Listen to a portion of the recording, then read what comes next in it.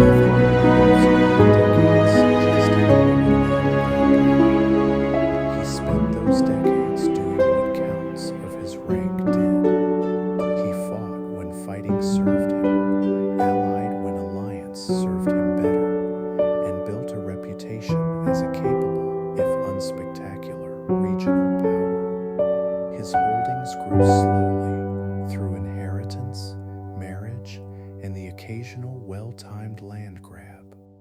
By his 50s, Rudolf controlled a respectable patchwork of territory in Switzerland and southwestern Germany. He was, by any reasonable measure, a man whose story had already mostly been written. Germany itself, in 1273, was not so settled. The Holy Roman Empire had spent nearly 2 decades without an emperor anyone fully recognized, a period German chroniclers later called the Interregnum. Powerful princes had jockeyed and stalled and blocked one another's candidates so thoroughly that the imperial throne sat functionally empty. The vacuum suited the great territorial lords just fine. A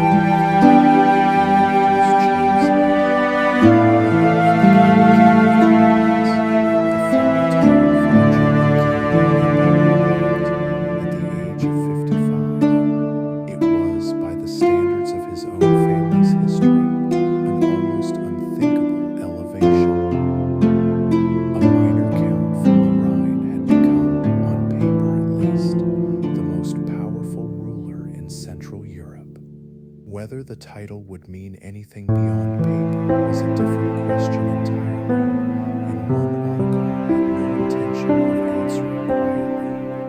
Otto refused to recognize the election. He had not campaigned to put Nicholas Udall on the throne, only to bow before him, and he said as much.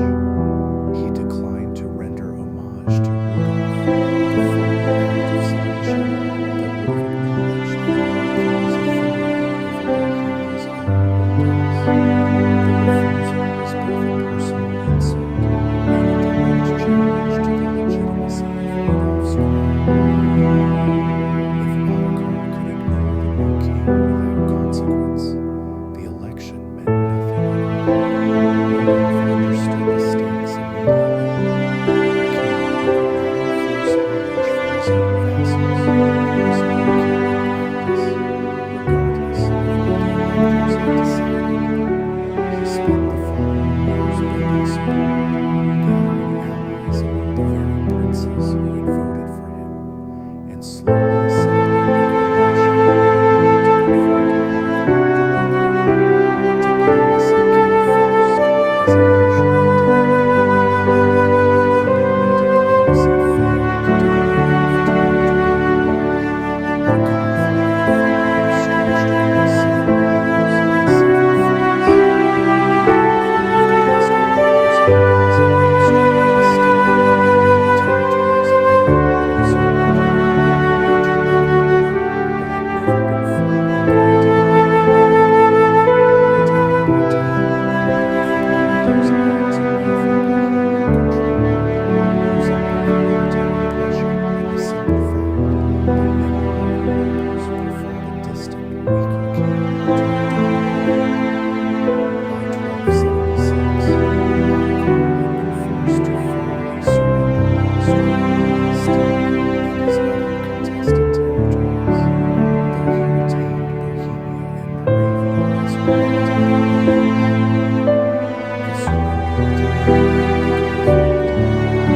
conflict. It only delayed it. Humiliated and diminished, spent the following 2 years rebuilding his strength and his resolve, refusing to accept the release of Austria as Bohemia.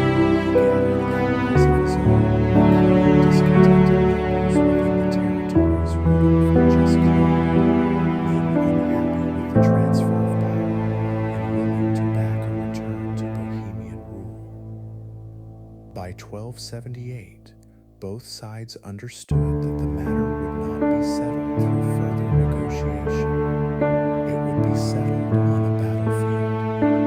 That battlefield was the Marchfeld, a flat expanse of land northeast of Vienna, near the Morava River. Rudolf assembled an army that included not just his own forces, but contingents from Hungary, whose king, Ladislaus IV, saw an opportunity to weaken Bohemia and throw the support of Bohemia. Otto of Habsburg commanded a sizable force of his own, leveling all the Bohemian knights renowned for their discipline and those of the He turned out his men on August 26, 1278, on the eve of the defining battles of the 12th century. The fight was brutal and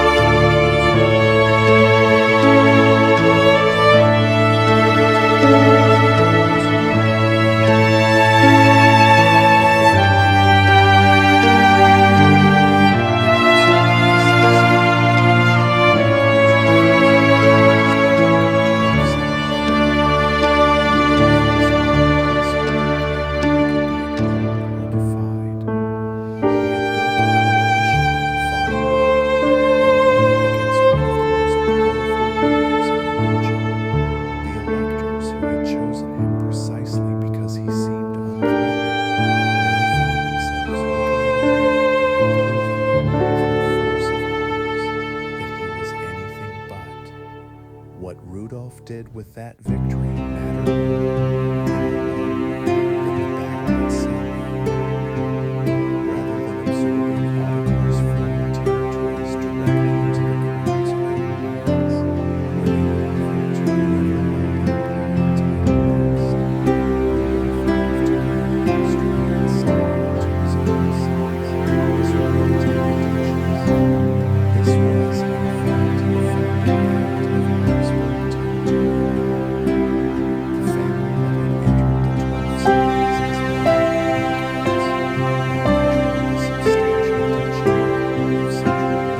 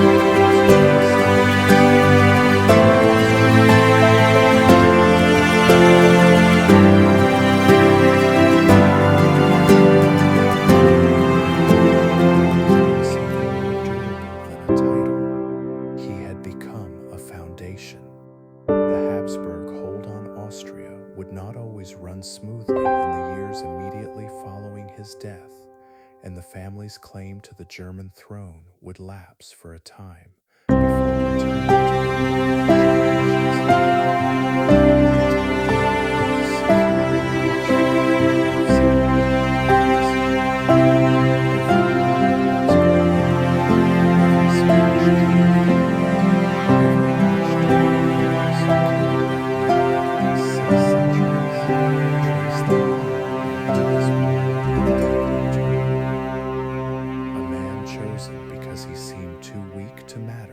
had made sure by the time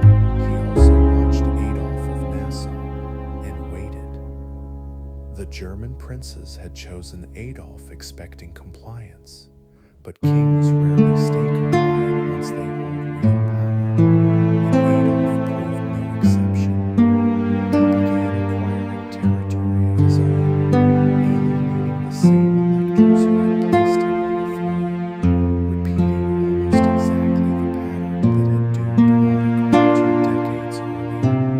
Albert, watching from Austria, recognized the opening when it appeared. By 1298, enough of the electors had turned against Adolf that they deposed him outright and offered the crown to Albert instead. Adolf did not accept deposition quietly. Few kings do. He gathered what forces remained loyal to him and marched to meet Albert's army at Gaulle in the German line in July of 1298. The battle was short and decisive. Adolf died in the field, but he killed in single combat without himself, though as with Rudolf's death 2 decades before, precise details failed to compare the original plans to the detailed battle. What remained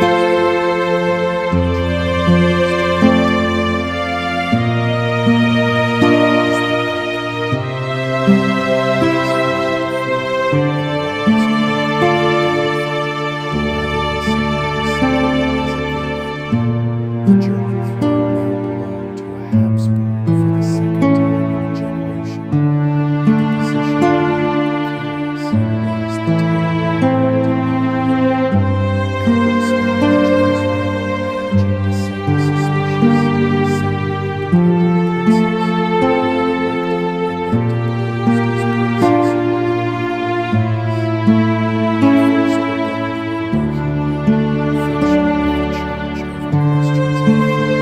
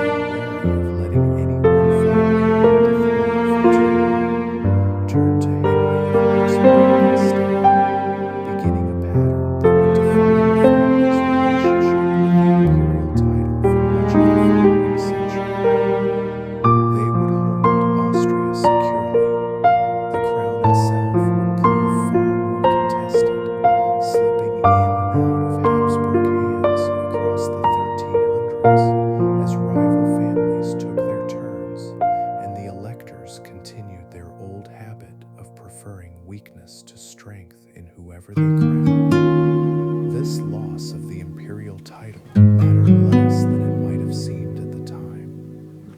The crown was prestigious, but it was also, by design, weak and largely ceremonial in a fractured empire where real power lived in the territories rather than in Frankfurt or wherever the coronation happened to take place. Austria, by contrast, was real, governed, taxed, and defended territory that belonged to the family outright, regardless of who held the imperial crown in any given decade. The Habsburgs of the 14th century understood this distinction clearly, even if it took later generations to articulate it so plainly. A title could be lost in an election. A duchy, properly governed, was far harder to take again.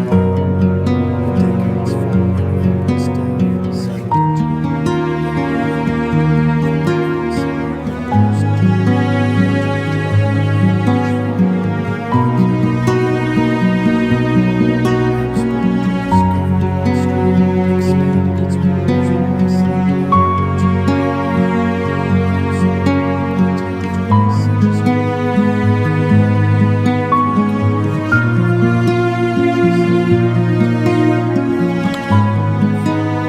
It also opened territories such as this was the slow accretion of power that could really be seen as a decisive battle.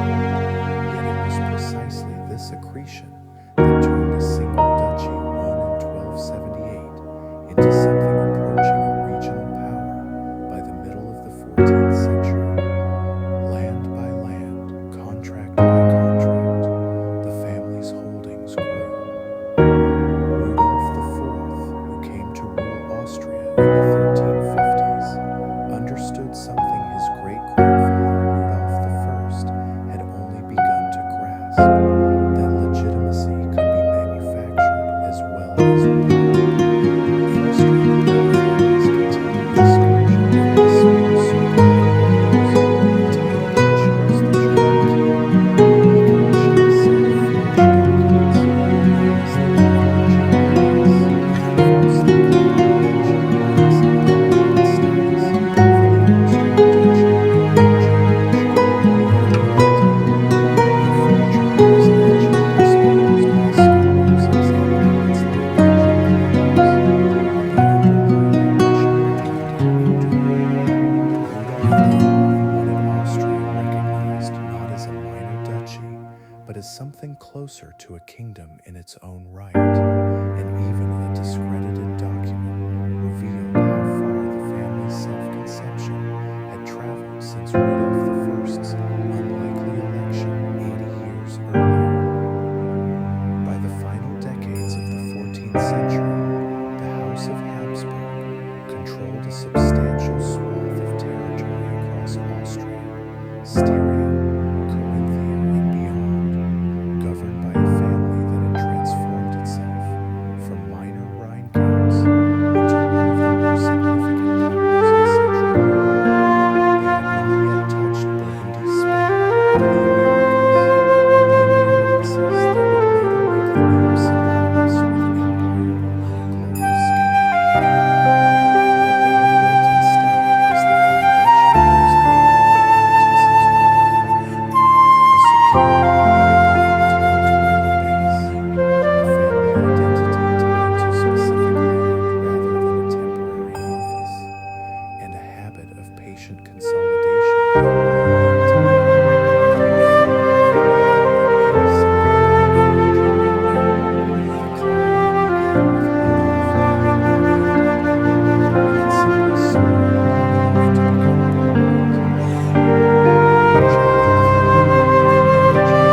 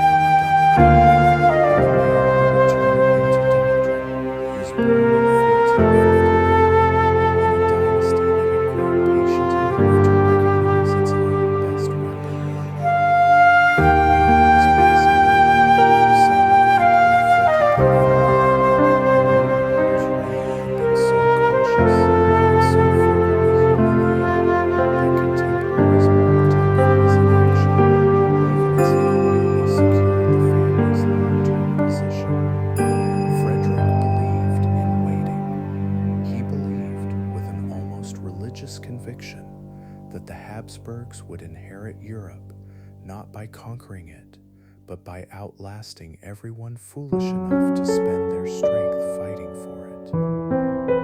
He reportedly kept a set of vows, A-E-I-O-U, as a personal motto standing for the Latin phrase meaning that the whole world was subject to Austria, a slogan that sounded absurd coming from a man who controlled comparatively little and lost battles regularly. His son would spend much of his life trying to make that absurd motto sound less like a joke. The opportunity that would do the most to validate Frederick's patience arrived in 1477 in the form of a death rather than a victory. Charles the Bold, Duke of Burgundy, was killed at the Battle of Nancy, fighting the Swiss and the Lombards in a conflict that had as much to do with his own restless ambition as with any genuine threat to his lands. Charles left behind no son. He left behind a single daughter, Mary, to rule and son, heir to one of the wealthiest and most strategically important territories in all of Europe. Burgundy in the late 15th century was not the relatively modest fortune general name suggests today. It stretched across the Low Countries, encompassing Flanders, Holland, and a dense cluster of prosperous trading cities, including Antwerp, Bruges, and Ghent, that together formed one of the richest commercial networks on the continent.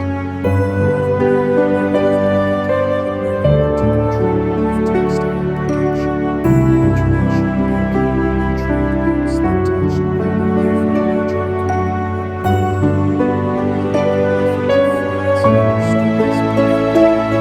One of the most important of Charles's death to claim Burgundian territory from the French crown by force, treating his inhabitants as contested property rather than a civil succession. Knowing what protection she could not render herself, and she knew it quickly, she turned to the Habsburgs, whose reputation for stability, if not for military brilliance, made them a more appealing match than the alternative of watching Louis XI simply absorb her lands piece by piece. Frederick III, for all his caution, recognized the magnitude of what was being offered and moved his son toward the marriage with unusual speed for a man normally defined by hesitation. Maximilian and Mary were married in August of 1477, only months after her father's death, in a union arranged less for affection than for the survival of an entire territorial inheritance. The marriage did not end the threat from France. Louis XI continued pressing his claims to Burgundian territory even after the wedding, forcing Maximilian into a series of military campaigns to defend lands he had only just acquired through marriage rather than conquest. This was, in its own way, an important lesson for the young Archduke. Inheritance secured the right to the territory. It did not automatically secure the territory itself, and Maximilian spent much of the 1480s fighting wars to hold on to what his marriage had given him. Wars fought with mixed success and considerable difficulty against a far wealthier and more centralized French monarch. Mary herself died young in 1482, flying from Paris directly to exile in Bruges, only 5 years into a marriage that had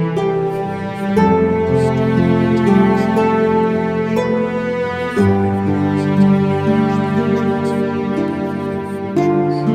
Her death created a chain of crises. Burgundian territories rightfully passed to her young son Philip, rather than directly to Maximilian, and the local nobility and city governments of the Low Countries, never entirely comfortable with foreign rule in the first place, used the moment to push back hard against continued Habsburg authority. Maximilian spent years fighting to maintain his position as regent for his own son, facing rebellion in Flanders and pledging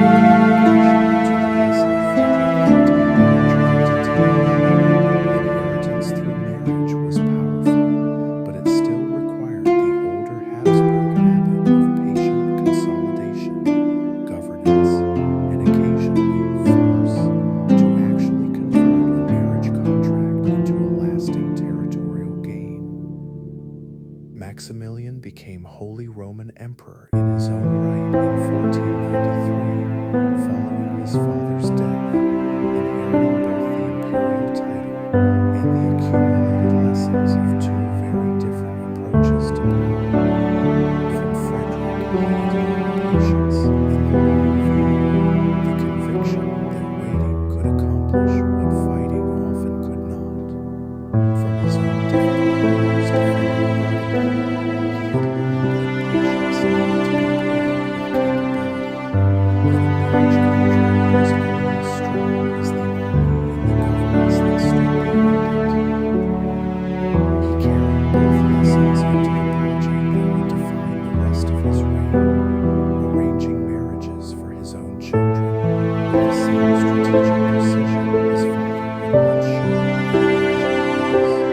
The most consequential of these arrangements involved Maximilian's son Philip, the same child who had once been the disputed heir to Burgundy, now young and eligible for a marriage of even greater significance. Philip was wed to Joanna, daughter of Ferdinand and Isabella, the monarchs who had recently unified Spain through their marriage, and in the 1490s, in the process of completing the conquest of Gaul and Philip colonises villages across the Atlantic. The Spanish villages originally emerged as part of a broad diplomatic strategy and containing France, surrounding the French colony of Habsburg Allied territory on multiple sides.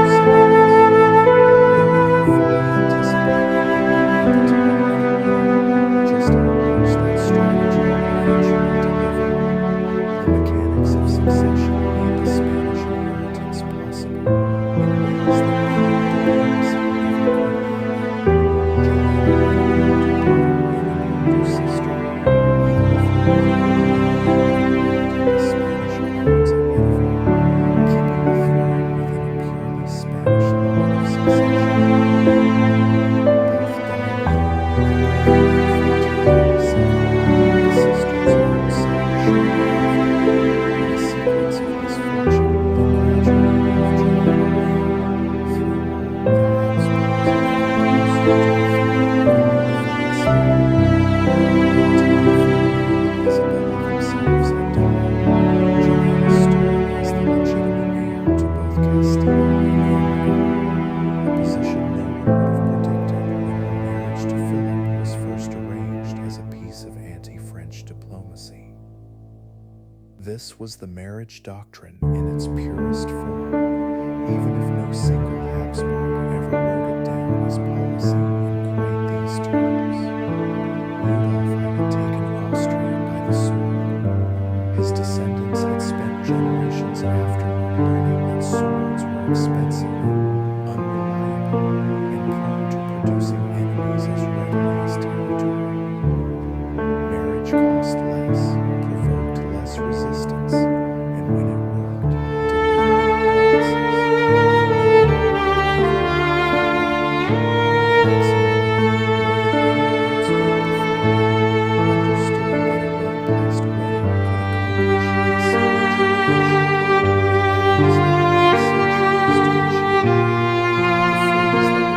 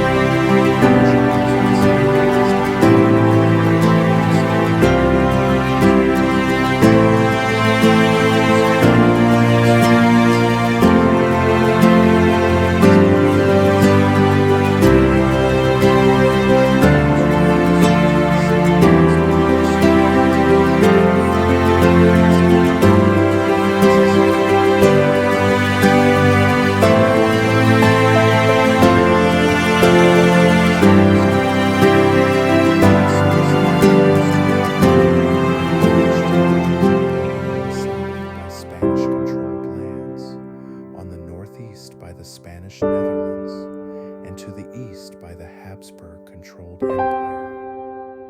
Francis spent the 1520s looking for gaps in that encirclement, and Charles spent the same years trying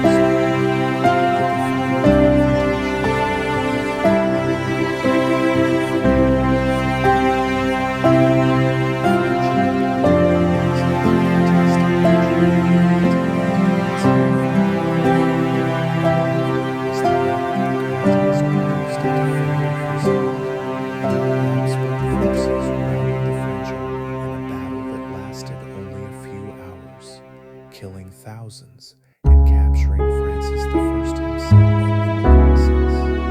Charles received the news of his enemy's capture with a restraint that contemporaries found remarkable, refusing to celebrate openly and reportedly reminding those around him that a Christian prince's defeat was no occasion for rejoicing. Whether this reflected genuine piety or political calculation,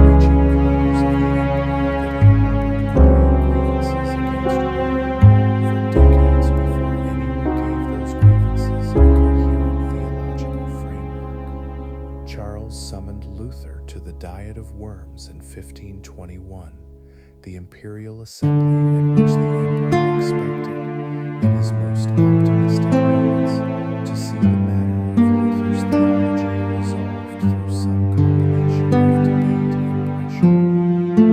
Luther declined to recant and produced the phrase most famously associated with his own moment of defiance, expressing the impossibility of acting against his own conscience. Charles had Luther declared a heretic, and his writings banned.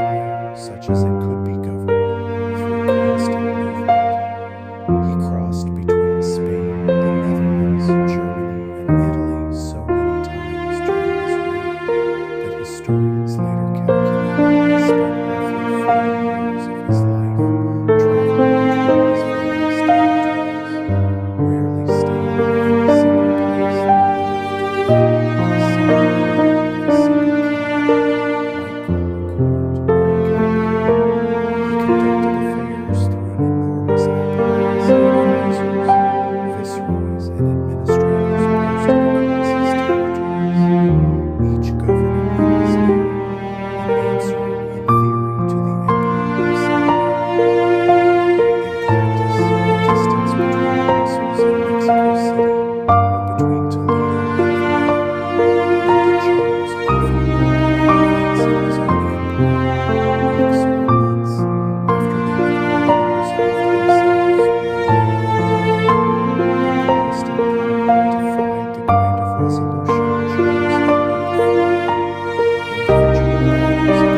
could be won. The Ottoman advance could be slowed, most visibly when Suleiman's first siege of Vienna failed in 1529, partly due to overextended supplies. But the Reformation spreading through the German-speaking lands had no single army to defeat, and no treaty that could plausibly reverse it. Princes who had adopted Lutheranism had also, by that adoption, acquired a powerful incentive to resist any imperial attempt to return them to Rome, since doing so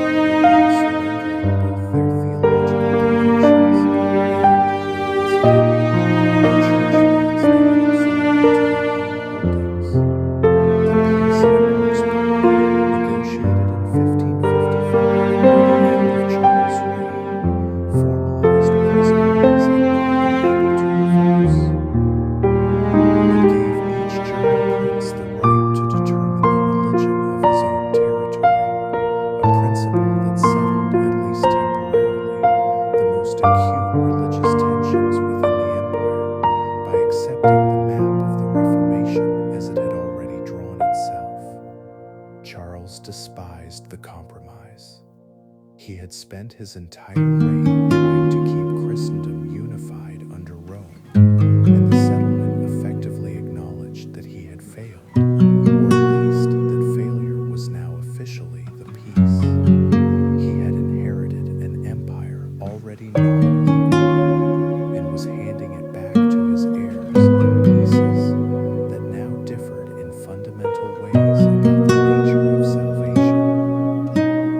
The Americas continued delivering wealth that complicated the economies of his European territories, even as it sustained them.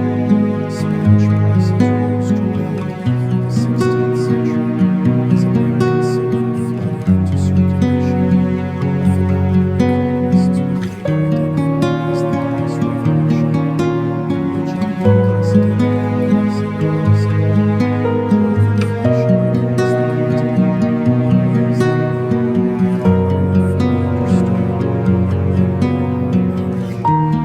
Towns and regions prospered in the short term, but faced economic barriers and horrors from the religious empire. The wealth that crossed the ocean was rarely enormous, and to stabilize the ways that Charles treasured the provision, his economic advisors could no longer explain why Charles reluctantly and so, politically so, ways that shaped his responses to both the Reformation and to the popes whose authority he simultaneously defended and, in 1527, inadvertently permitted his troops to devastate.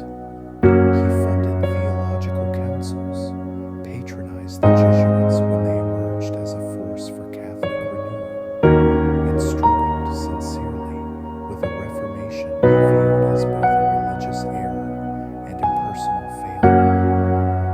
That a man of such genuine piety could preside over the century's most catastrophic assault on the papacy, and simultaneously fighting to suppress the movement the papacy's own adoption had brought to produce, was one of the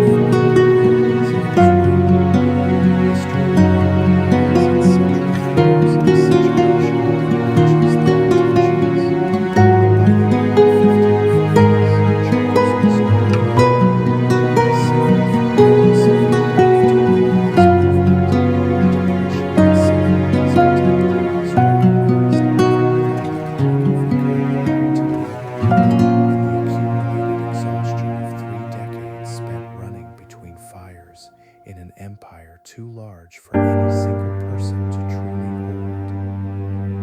He had fought roughly 4 separate wars with France over the course of his reign, winning several of them militarily and none of them conclusively, since French power proved too deeply rooted to permanently diminish and too geographically central to Europe to simply absorb.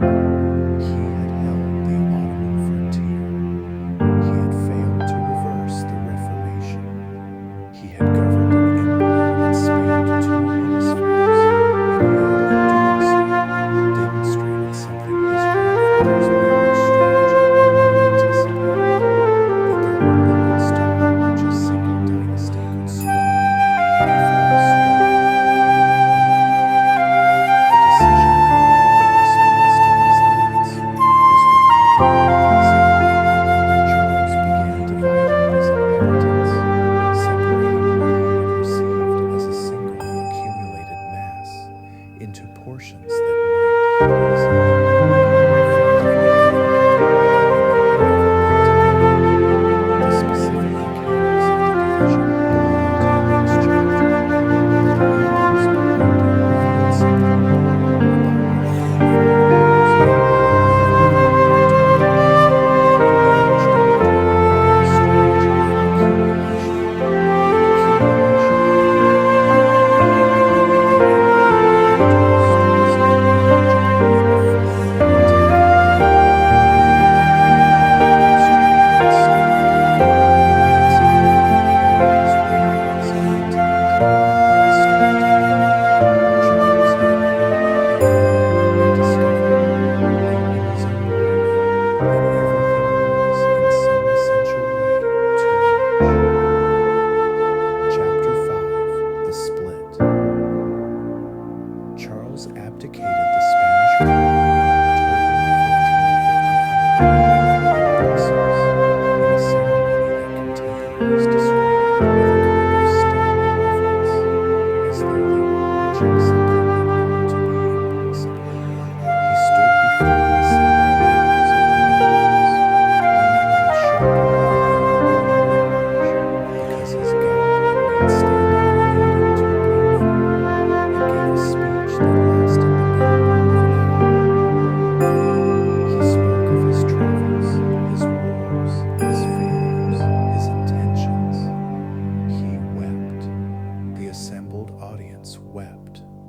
A man who had ruled more of the world than any European monarch before him was stepping down voluntarily, and no one in the room quite had a framework for understanding what they were watching. He was 55 years old and looked considerably older. The gout that had plagued him for years had progressed far enough that his hands were frequently unusable, his joints swollen to the point of debilitation, and his ability to move between territories, the constant motion that had defined his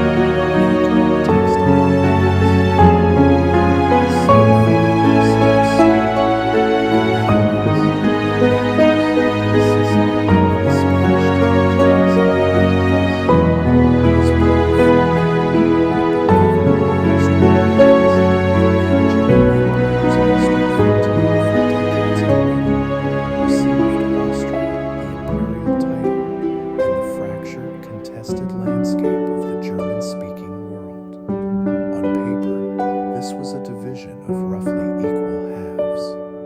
In practice, the two inheritances were almost entirely unlike each other in the demands they placed on whoever held them. Philip was receiving enormous wealth and relatively stable, if restless, territories. Ferdinand was receiving the Ottoman problem, the Protestant problem, and the structural impossibility of governing a confederation of semi-independent princes who resented any central authority, regardless of who embodied it. Ferdinand was not, by 1555, unprepared for what he was receiving.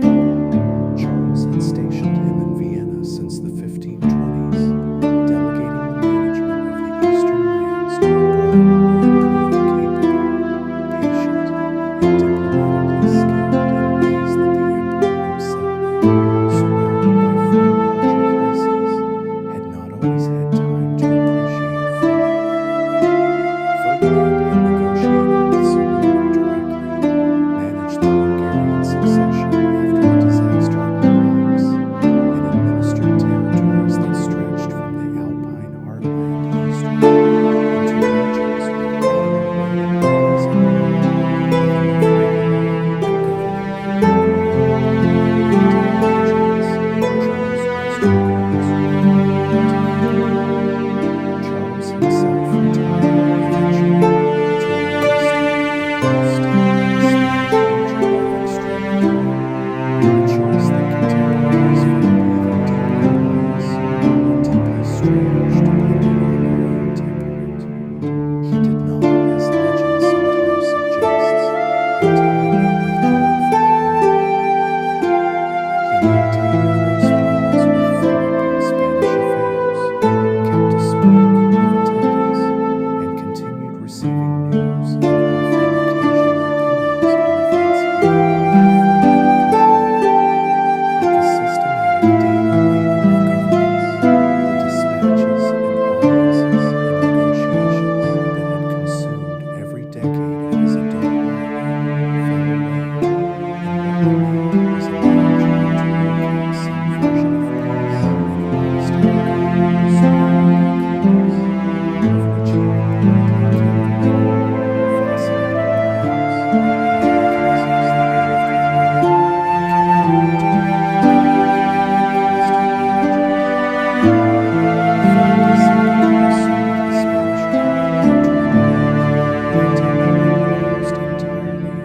with men and kept them where Charles had governed through movement, traveling ceaselessly between his territories, Philip governed through paper.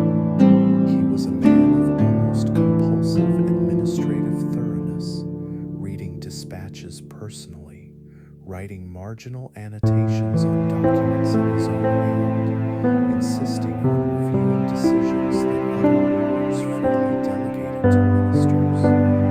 He built El Escorial, the vast monastery palace northeast of Madrid, as both a seat of government and a royal mausoleum, and he ruled from it for the rest of his reign with a physical stillness that contrasted sharply with his father's perpetual motion. Spain came to him. He did not go to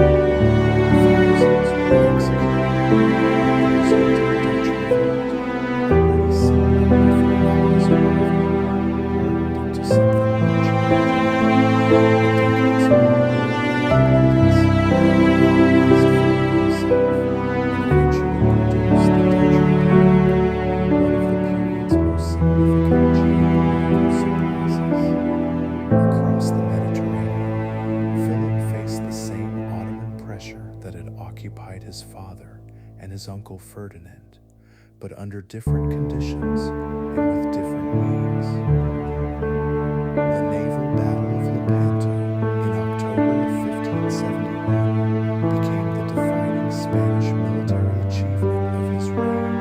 A coalition fleet under the command of Philip's half-brother Don John of Austria destroyed the Ottoman navy off the coast of Greece in an engagement that contemporary Europe celebrated as a Christian triumph of the First World War.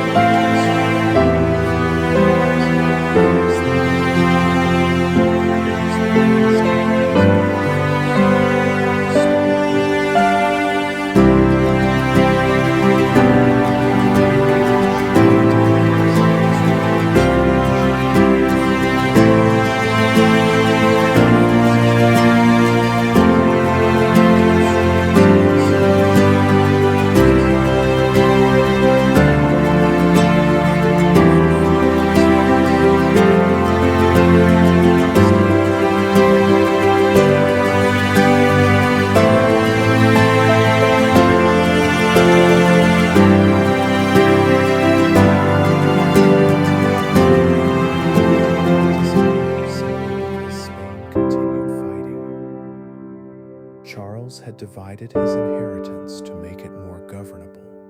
What the division actually produced over the following decades was two dynasties facing entirely separate crises with shared resources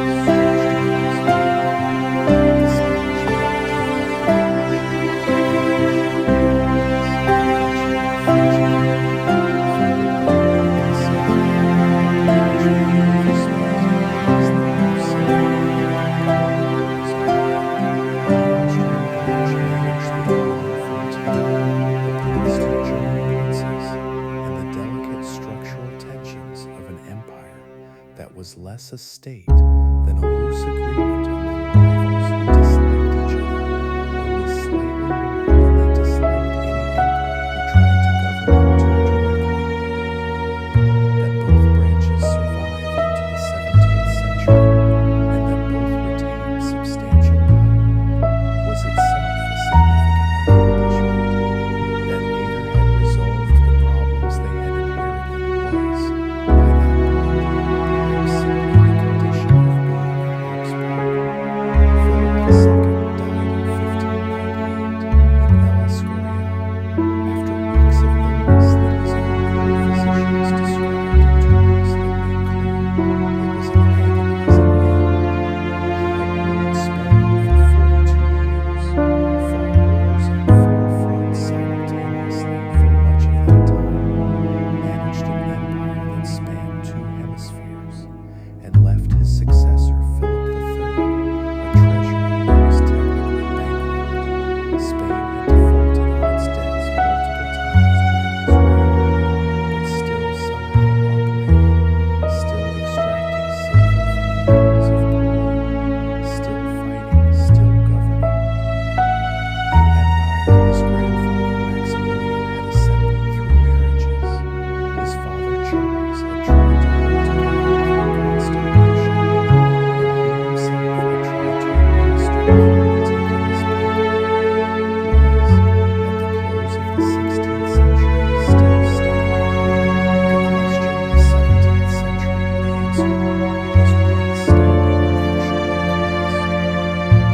Chapter 6: Vienna at the Gate. Ferdinand I had been governing the Austrian lands since the 1520s, managing them on his brother Charles's behalf, while the emperor fought France, negotiated with popes, and tried to contain the religious revolution spreading faster than any edict could fall.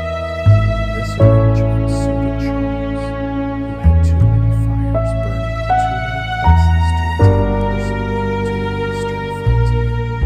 It suited Ferdinand less obviously, since the frontier he had been handed was not a stable inheritance, requiring only routine administration, but an active military zone where the most powerful army in the world was advancing steadily westward and showing no particular sign of stopping. Ferdinand learned to govern under pressure because the pressure never relented long enough to learn under anything else.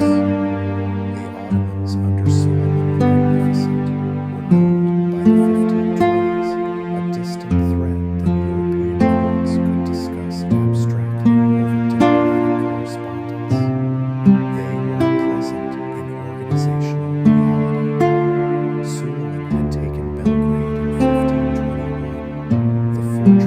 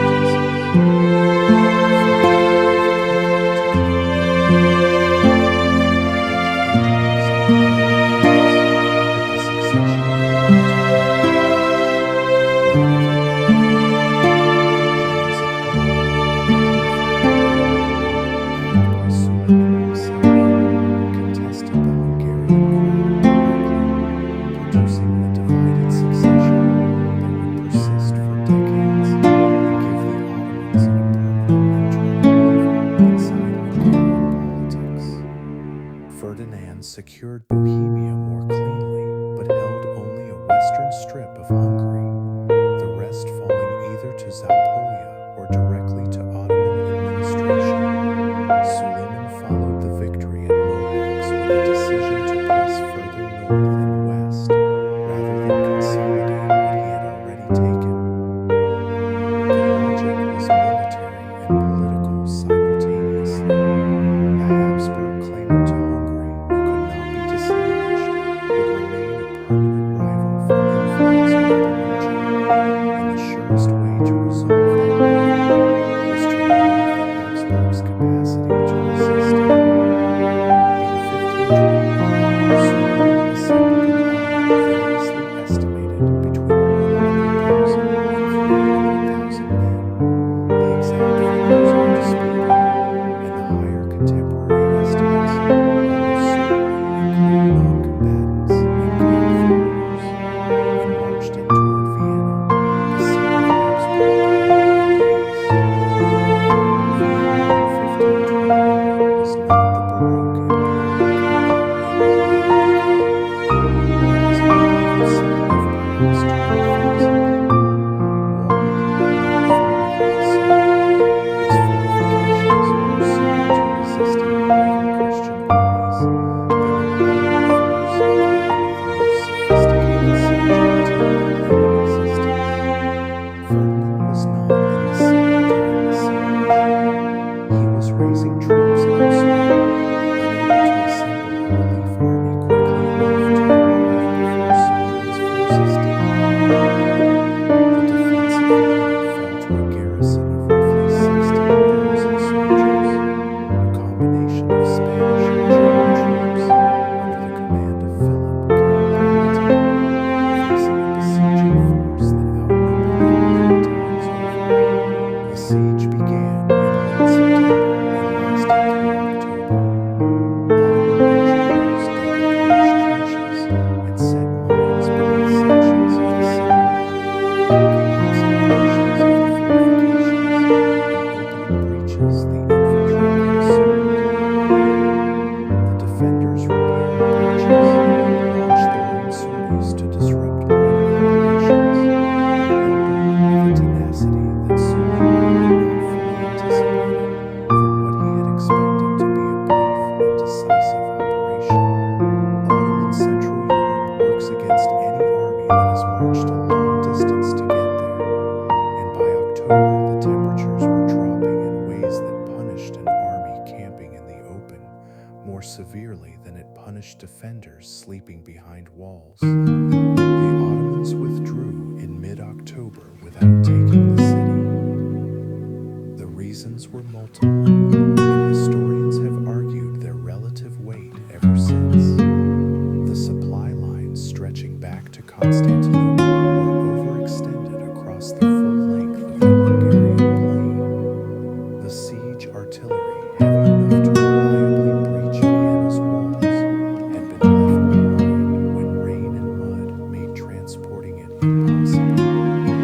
The Ottomans were attempting to take a fortified city with lighter guns than the operation required. The autumn weather was arriving ahead of schedule and degrading both the comfort and the combat readiness of the besieging army. The garrison's resistance had proved stifling and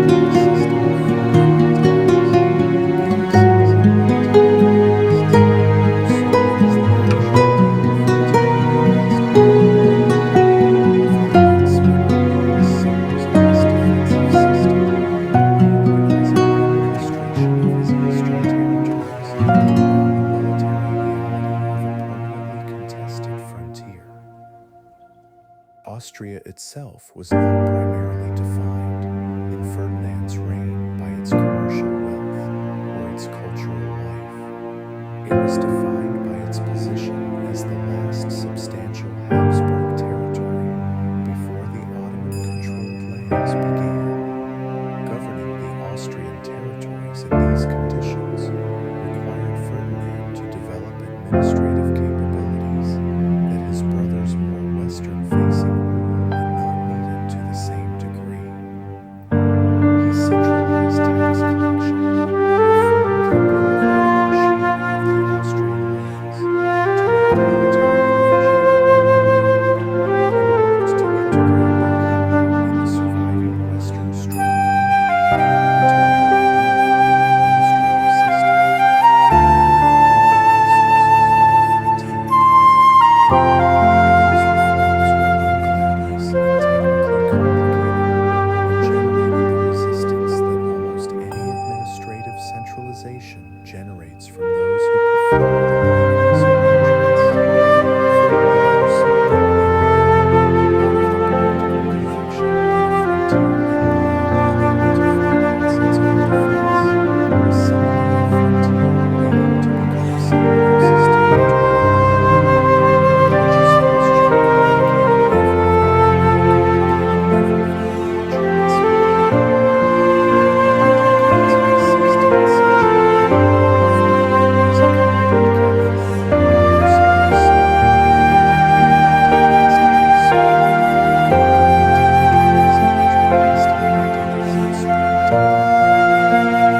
for the dynastic usurper, and governed territories in which Protestant ideas had spread deeply. Particularly in Austria and Bohemia, Lutheranism found early and enthusiastic audiences among both the nobility and the urban educated classes. Unlike his brother Charles, who faced the problem across an entire empire and produced the peasant horsepower as a pledge himself, Ferdinand had to manage 11 territories and personally govern. Territories where suppressing Protestantism too aggressively risked the kind of noble rebellion he could not afford simultaneously furthering his frontier. His management of this tension was more pragmatic and doctrinal, a reflection of his nature as a ruler who had learned early that governing an actual territory with actual people and actual military needs required a flexibility that pure principle frequently could not afford. He negotiated, tolerated, pressured, and periodically cracked down, depending on what any given moment seemed to require, producing a religious policy that satisfied neither committed Catholics nor committed Protestants, but kept the territories functional enough to continue contributing soldiers and taxes toward the Ottoman frontier.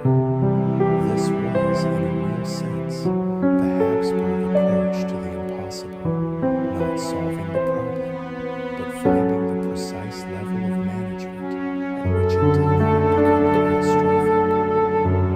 Ferdinand became Holy Roman Emperor in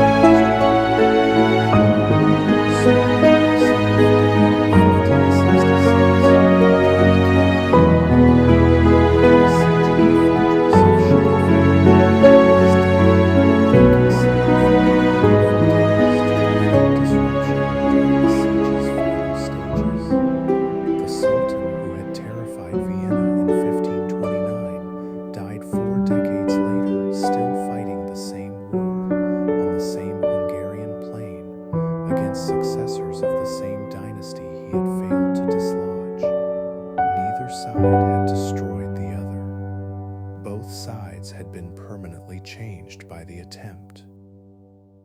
What Ferdinand left his successors was, in the end, a more cohesive set of territories than he had received. The Austrian lands, Bohemia, and the Habsburg slice of Hungary were more administratively unified in 1564 than they had been in 1526, their governance more centralized, their military systems more organized for the specific demands of a frontier empire.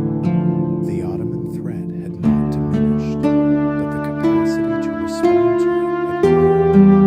The dynasty that had arrived in Austria for a single battlefield victory in 1278 and had spent the intervening centuries learning that territory must be governed rather than now governed an Eastern empire that faced pressures no Western Habsburg had ever needed to think about. The frontier shaped the rulers who lived on it, and the rulers who had spent a generation learning to live on it had, in turn, shaped the frontier into something they could hold. Chapter 7: The Match That Rudolf II became Austrian Emperor in 1576. Austrian ties had been tied from his father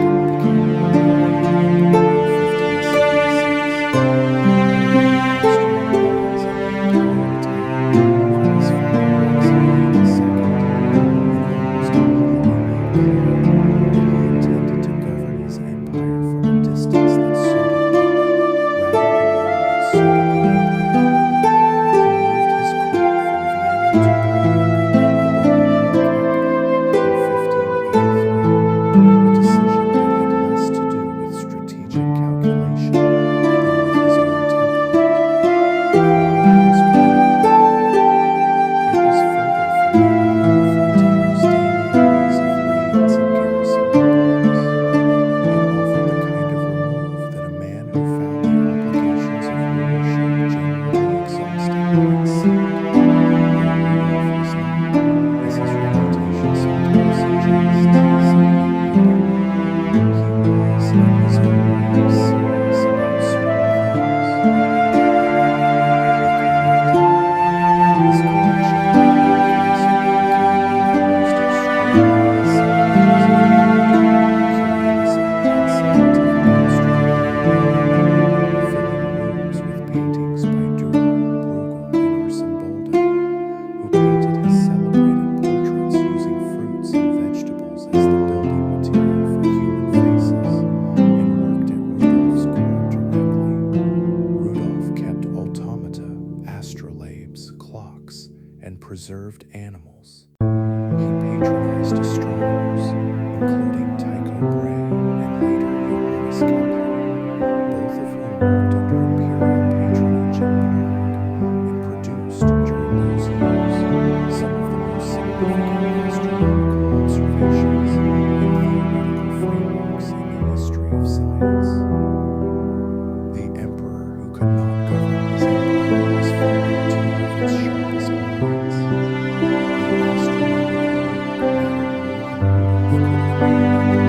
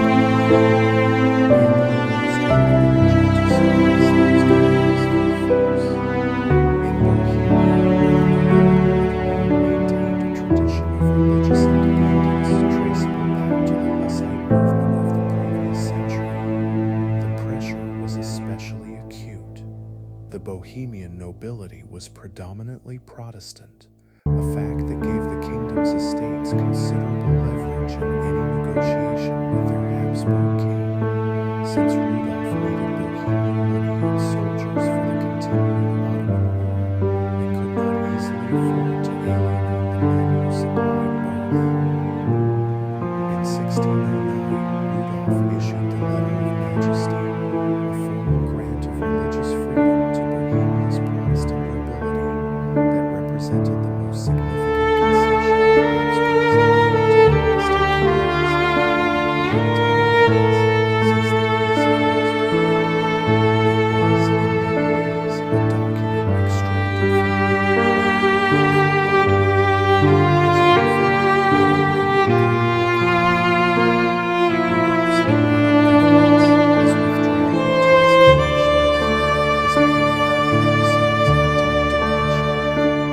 address the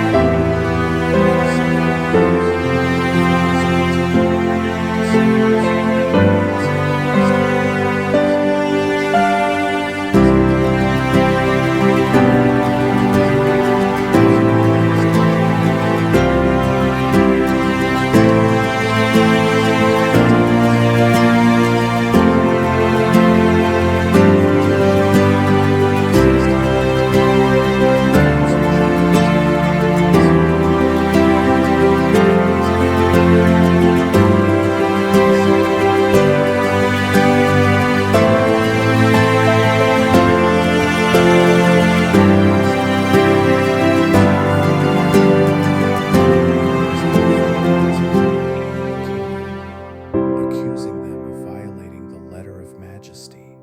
The argument moved fast from words to something more dramatic. The Protestant delegates seized 3 of the royal officials and threw them from the council chamber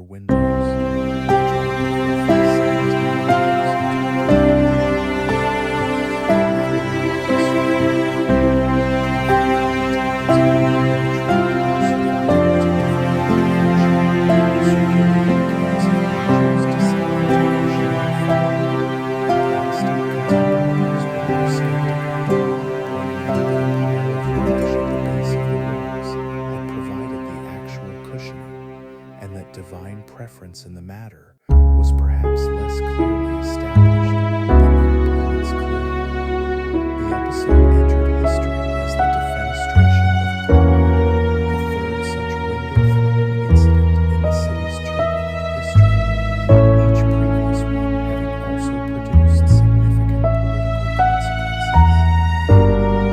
The Bohemians had a particular tradition of expressing political disagreement. Was a Bohemian revolt against Habsburg authority.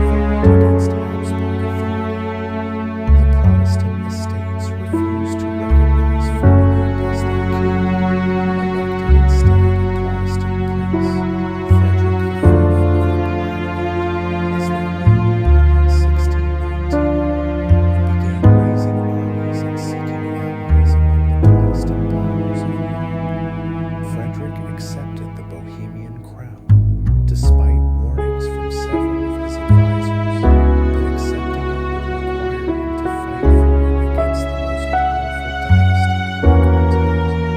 He arrived in Prague in October of 1619, was crowned in November, and would be driven from the city just over a year later, earning the permanent nickname the Winter King for a reign that lasted barely one season before collapsing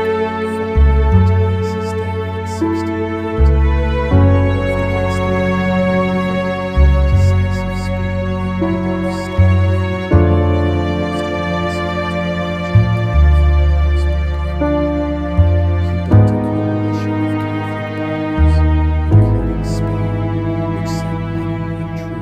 Spanish Netherlands, and Bavaria, whose Duke Maximilian I commanded the Catholic League's forces with considerable military effectiveness. At the Battle of White Mountain, fought just outside Prague in November of 1620, the coalition's forces destroyed the Bohemian army in under 2 hours, a battle so complete it ended Frederick's Bohemian kingship immediately.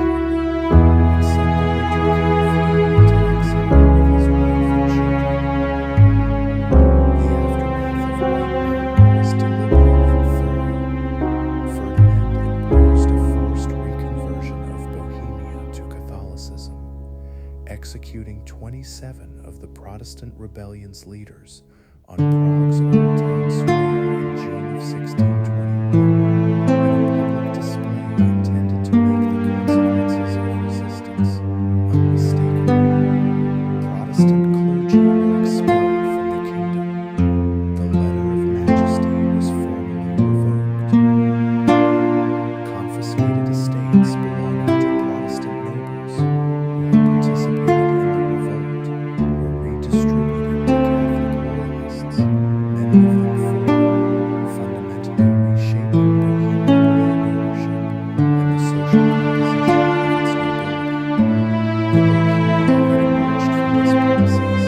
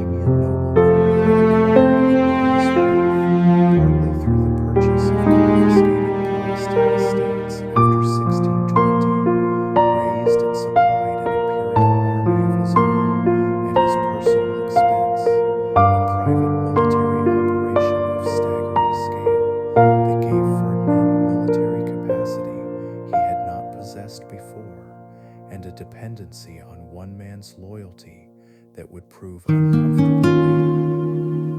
Wallenstein was one of the more remarkable figures the war produced, which is saying something in a conflict that generated extraordinary careers at an extraordinary rate simply because it went on and consumed enough commanders that almost anyone with genuine ability eventually found room at the top. He was not a conventional nobleman playing in generalship.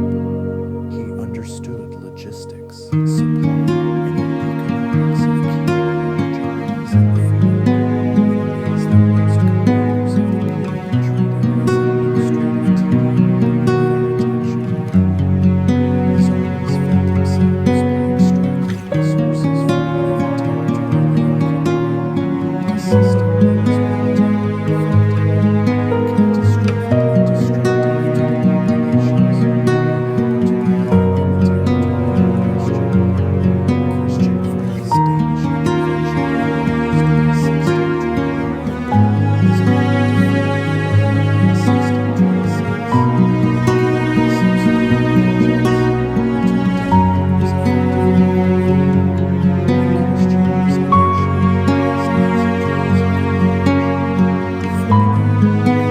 Ferdinand, by this outpouring of his military fortunes, issued a decree of restitution in 1629, decreeing the abandonment of all church property settlement since 1542 to Catholic control.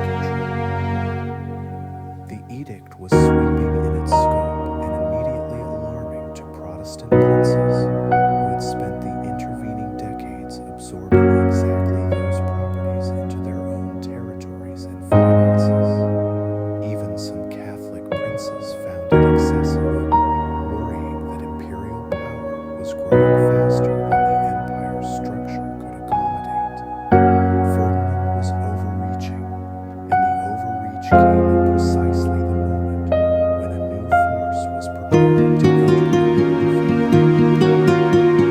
Gustav II of Austria crossed into Germany in 1620 with an army that contemporaries and later military historians of Europe recognized as something different and better than new supply forces that had been doing most of the fighting up to that point. The Swedish army was disciplined, organized around tactical principles that Gustav had developed and refined through years of Hungarian and German military, combining infantry, cavalry, and artillery in coordination that gave Swedish forces an effectiveness disproportionate to their numbers. Gustav also had a genuine strategic vision, rather than simply the desire to plunder whatever territory lay nearest, which made his army more dangerous than its size alone suggested.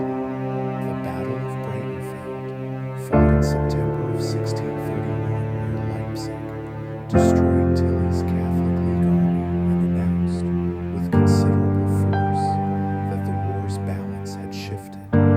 Swedish forces, combined with their Saxon allies, routed an imperial army that had been undefeated for a decade, killing or capturing somewhere between 12 and 15,000 men, and sending the survivors retreating into Sweden across the German Border.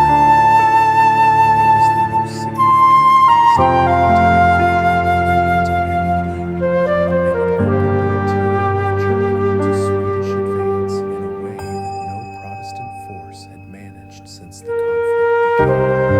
Tilly died defeated, and followers received the cross of the Black River, removing from the field the last of the war's original generation of commanders. Wallenstein, who had been dismissed by Ferdinand in 1630 with pressure from princes who were already executed in Empire, was recalled to the royal service in 1641 with short necessity,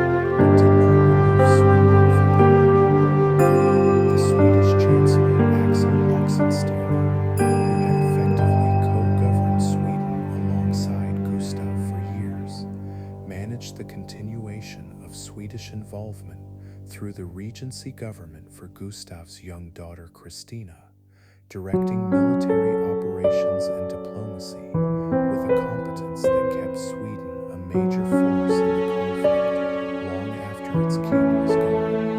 The war had by this point developed a momentum independent of any single ruler's decisions, sustained by the financial interests of armies that existed to fight, the political interests of powers that could not afford to let their enemies win, and the sheer institutional inertia of a conflict that had been going on long enough that its continuation had become, for many of its participants, the normal state of affairs. Ferdinand II died in 1637, having presided over more than 2 decades of war, without managing to end it despite his early military successes. His son Ferdinand III inherited both the imperial title and the conflict had itself undergone a destructive movement. On either side of the war, the German territories were most of them already taken place, and the condition that contemporaries describe in terms suggesting something close to collapse. Armies moving through a major destructive field, livestock and conveyance of people fell, leaving populations to starve and flee, spreading disease in their wake and returning the following season to strip whatever had managed to remain.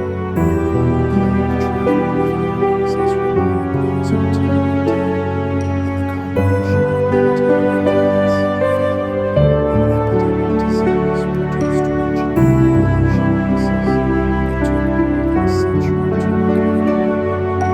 Magdeburg stood as the war's most notorious single atrocity, but atrocities were sufficiently common in the 1630s, and the division of Franconia as well. As a considerable of 1630, Napoleon had gathered forces on the Theresa stormed the Dynasty city after a prolonged siege, and by falling the Belgian armies, mobilized a category of military operations into something more like organized mass killing.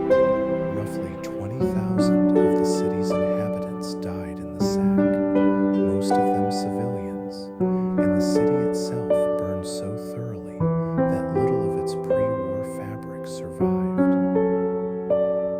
The news spread across Protestant Europe as confirmation of what Ferdinand's edict of restitution had already suggested about the nature of his intended victory, and it hardened Protestant resistance at the same moment that Swedish intervention was already shifting the military balance.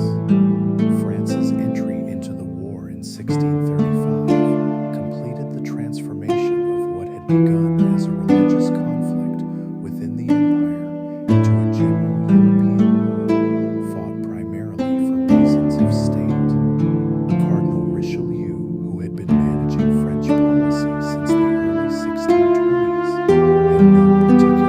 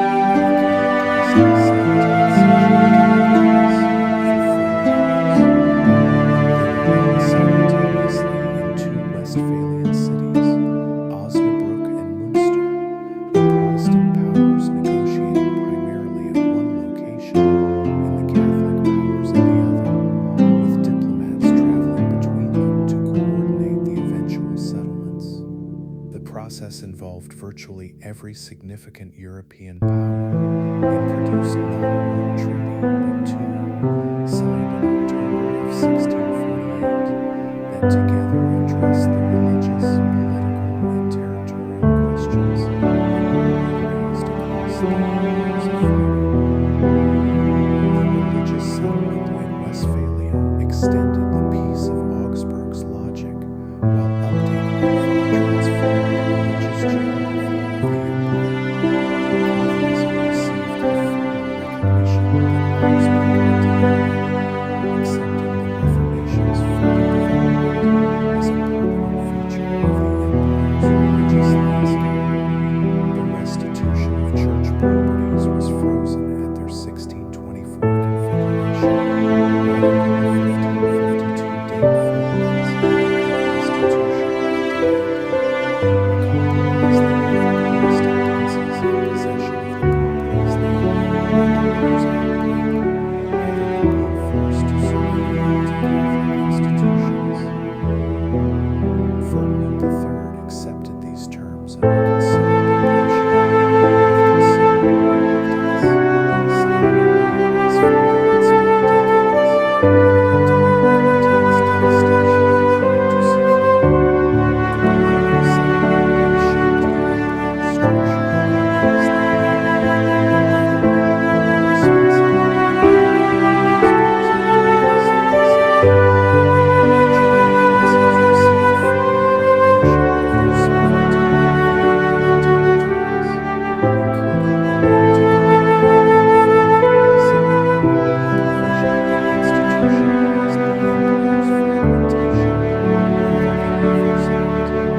Spain formally recognized Dutch independence, ending the 80-year conflict that began with Philip II's attempt to suppress the original Dutch revolt, and had continued as one of the most succeeding empires throughout its final decades. The map of Europe that emerged from the Westphalian treaties was not dramatically different in its broad outlines from the map of 1619, which raised the question, and is now, of what exactly 30 years of destruction would settle. What it would settle, at the most basic level, was the impossibility of a single confessional solution to a continent that had divided itself religiously beyond any ruler's capacity to reverse. Ferdinand II had gone further toward Catholic victory than any Habsburg emperor since Charles V, and the eventual peace had nonetheless produced a settlement accepting religious plurality as a structural feature rather than a temporary disorder to be corrected. The empire that the Habsburgs had inherited, fought for, and nearly bankrupted themselves defending would not become a Catholic empire in the way Ferdinand II had imagined it might. It would remain something messier and more complicated, a confederation of separate sovereignties with different religions, different interests, and a shared institutional framework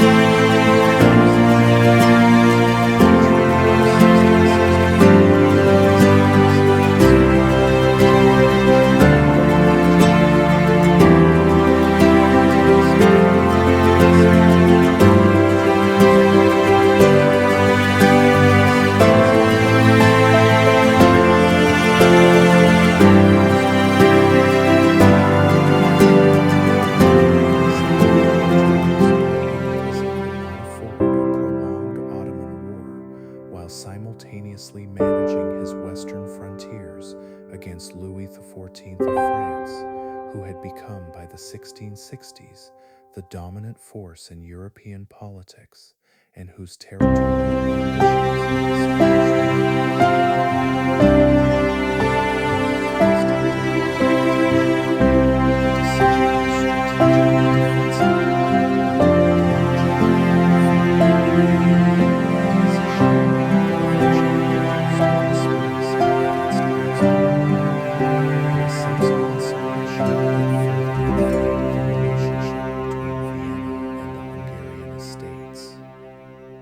the Ottoman Grand Vizier, who turned Habsburg-Ottoman relations back toward open confrontation, was Kara Mustafa Pasha, an ambitious and politically aggressive commander who took office in 1676 and who saw in the accumulated Hungarian grievances an opportunity to reopen the question of Ottoman expansion into Central Europe.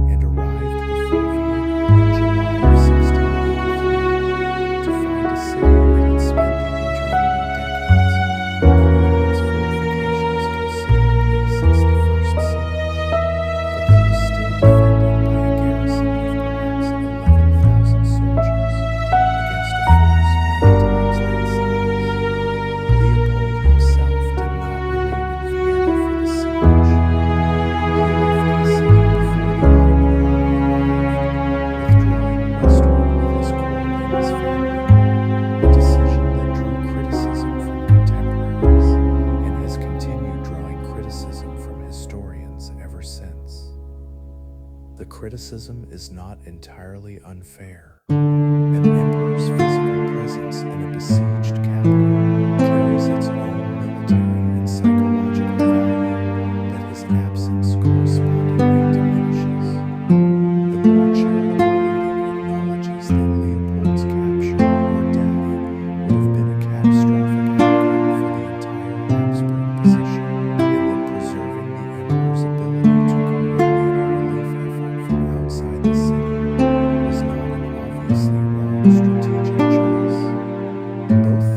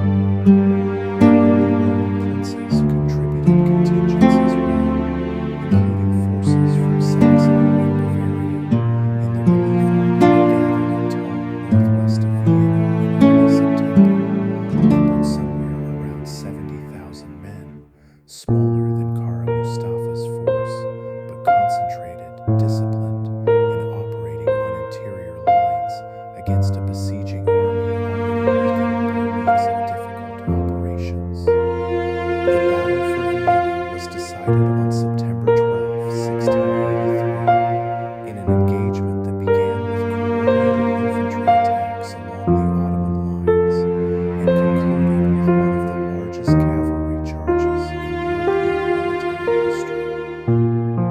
Sobieski led the charge personally, commanding a force that included the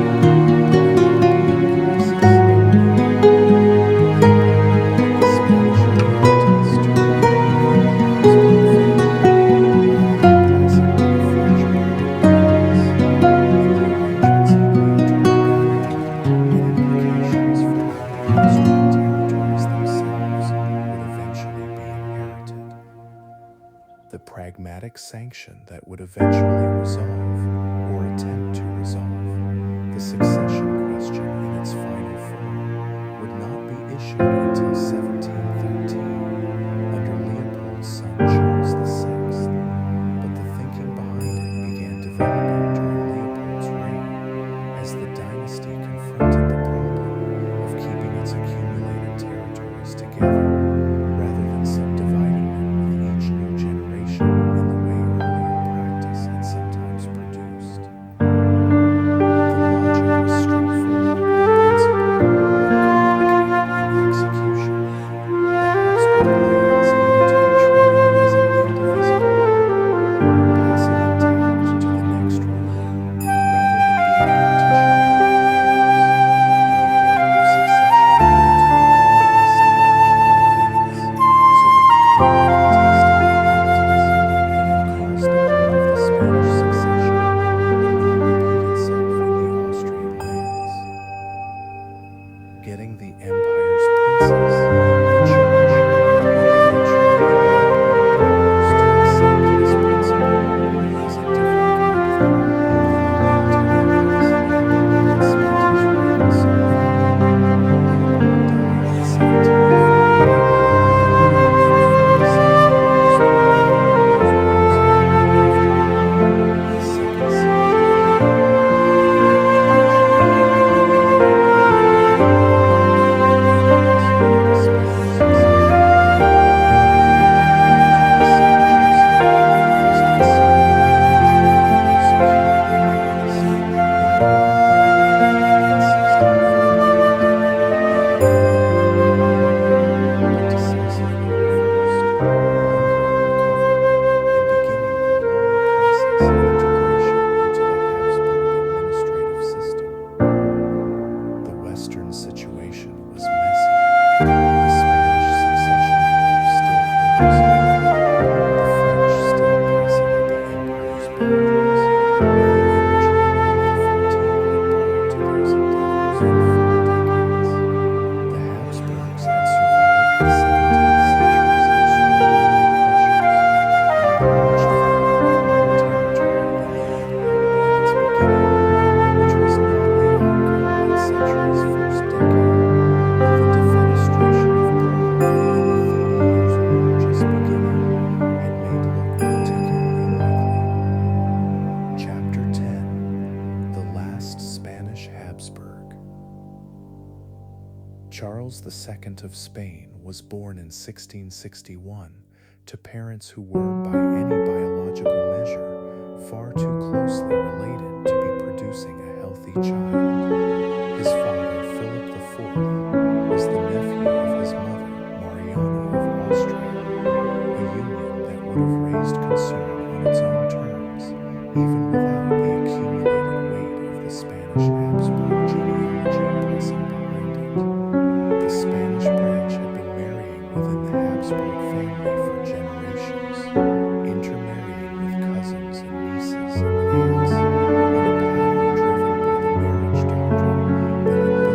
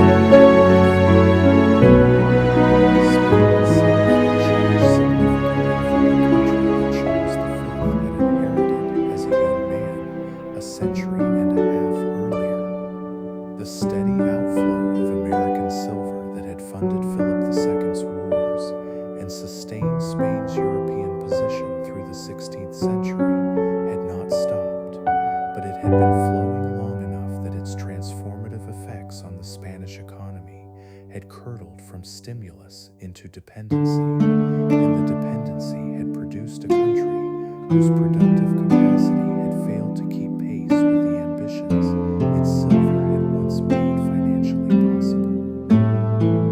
The textile industries that had begun declining in the 16th century under competition from cheaper imports had not recovered. Agricultural productivity in Castile had fallen. The population of Spain's interior had been dropping since the late 16th century as emigration to the Americas, military casualties across multiple wars, and the expulsions of large colonies had combined to thin the workforce that the land required. The ministers who actually governed Spain during Charles' reign managed a state that was perpetually short of money, despite the continual arrival of silver convoys from the Americas, because the money that arrived was already owed before it came. Spain's debts to foreign bankers, particularly Genoese financiers, since Philip II's time, consumed a substantial portion of royal revenue before it could be applied to public expenses. Philip II, and Philip III, and Philip IV had conducted across the previous century had accumulated liabilities that no realistic program of fiscal reform could quickly address. The Spain Charles II ruled was still a major liability in terms of its territorial extent. It held the southern Netherlands, large portions of Italy, and a vast American empire, but it was a country whose resources had been systematically overspent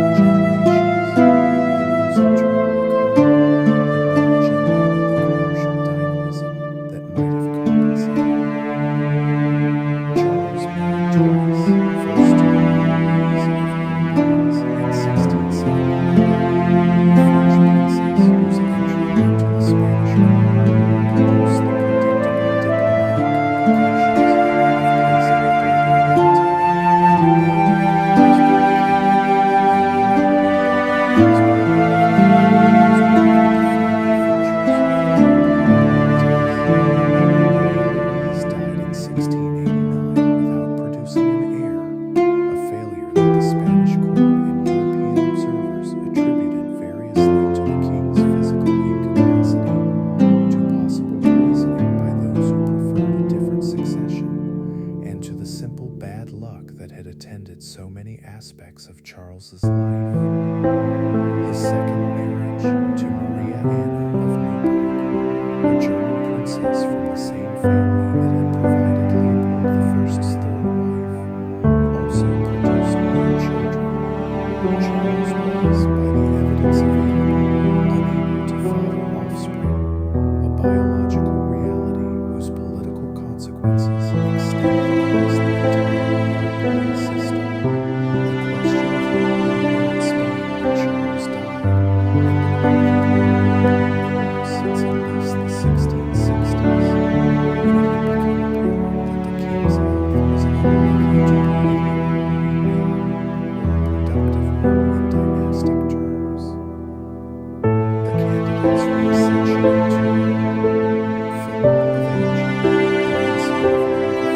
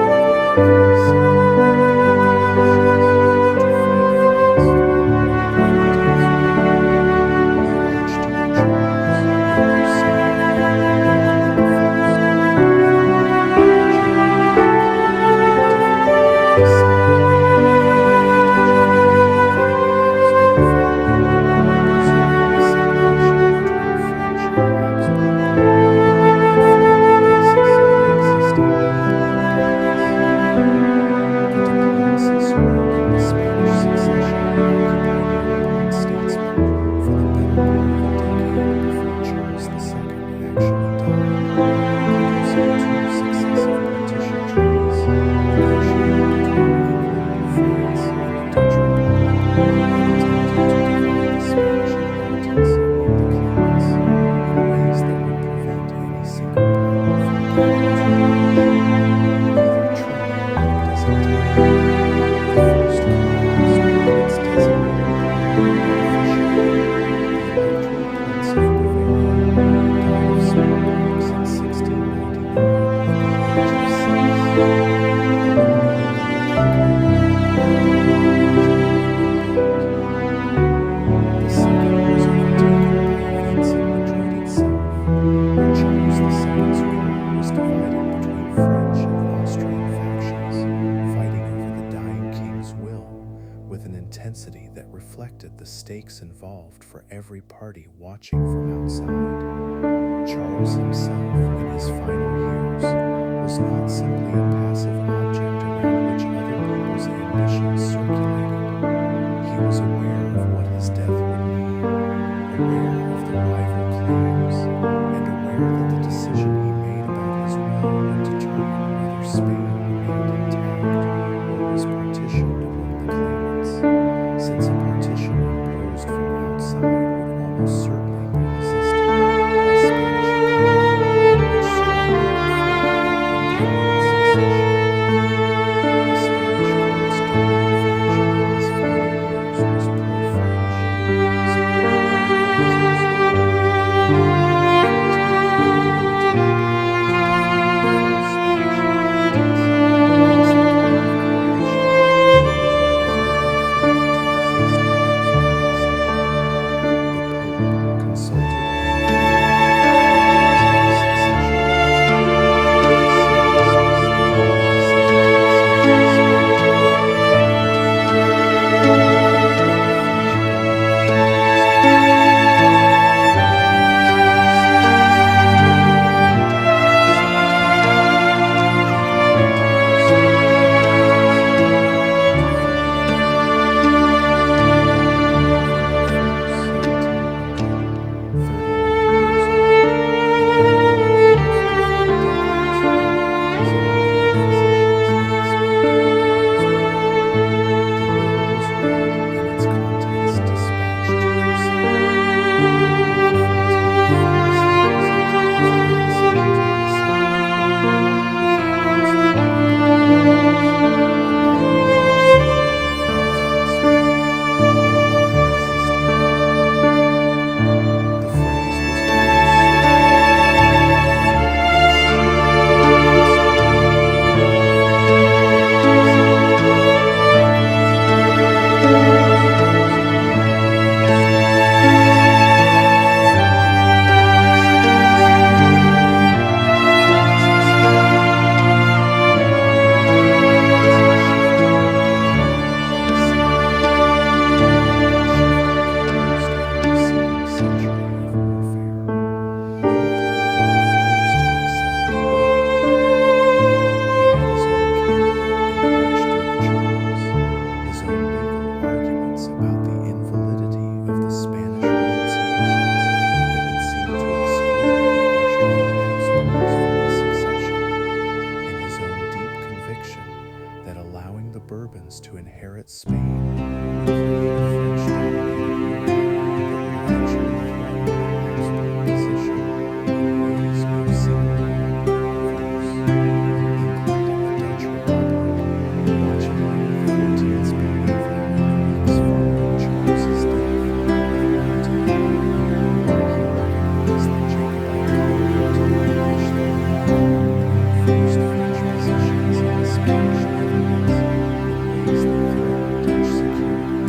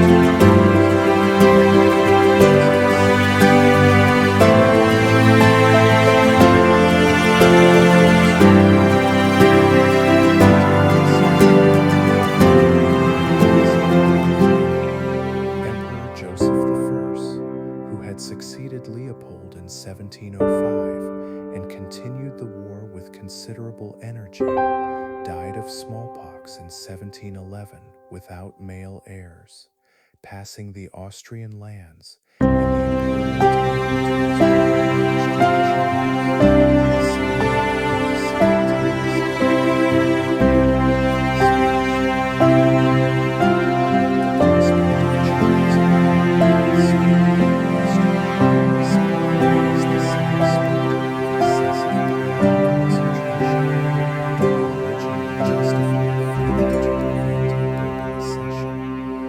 and the imperial decided that a Habsburg Spain attached to a Habsburg Austria was no more compatible with European balance than a Bourbon Spain attached to Bourbon France.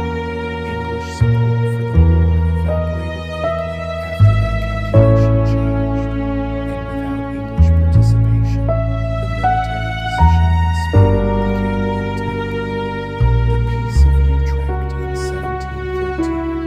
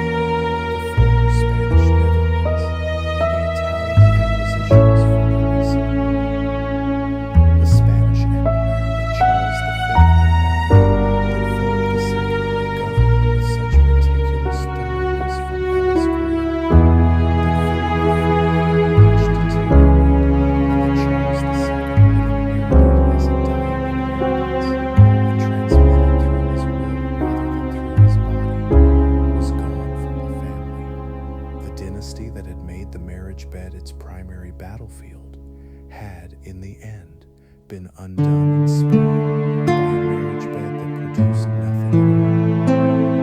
Chapter 11. A Woman's Inheritance. Charles VI spent much of his reign as Holy Roman Emperor doing something no Habsburg ruler before him had found necessary in quite the same form, convincing the rest of Europe to accept a legal document as the foundation of his dynasty's future. The document was the Pragmatic Sanction, issued in 1713, which declared the Habsburg lands indivisible and established that they could pass from the female existed. Charles had daughters and no sons, a situation that had limited the crisis when he first issued the sanction, in which his wife produced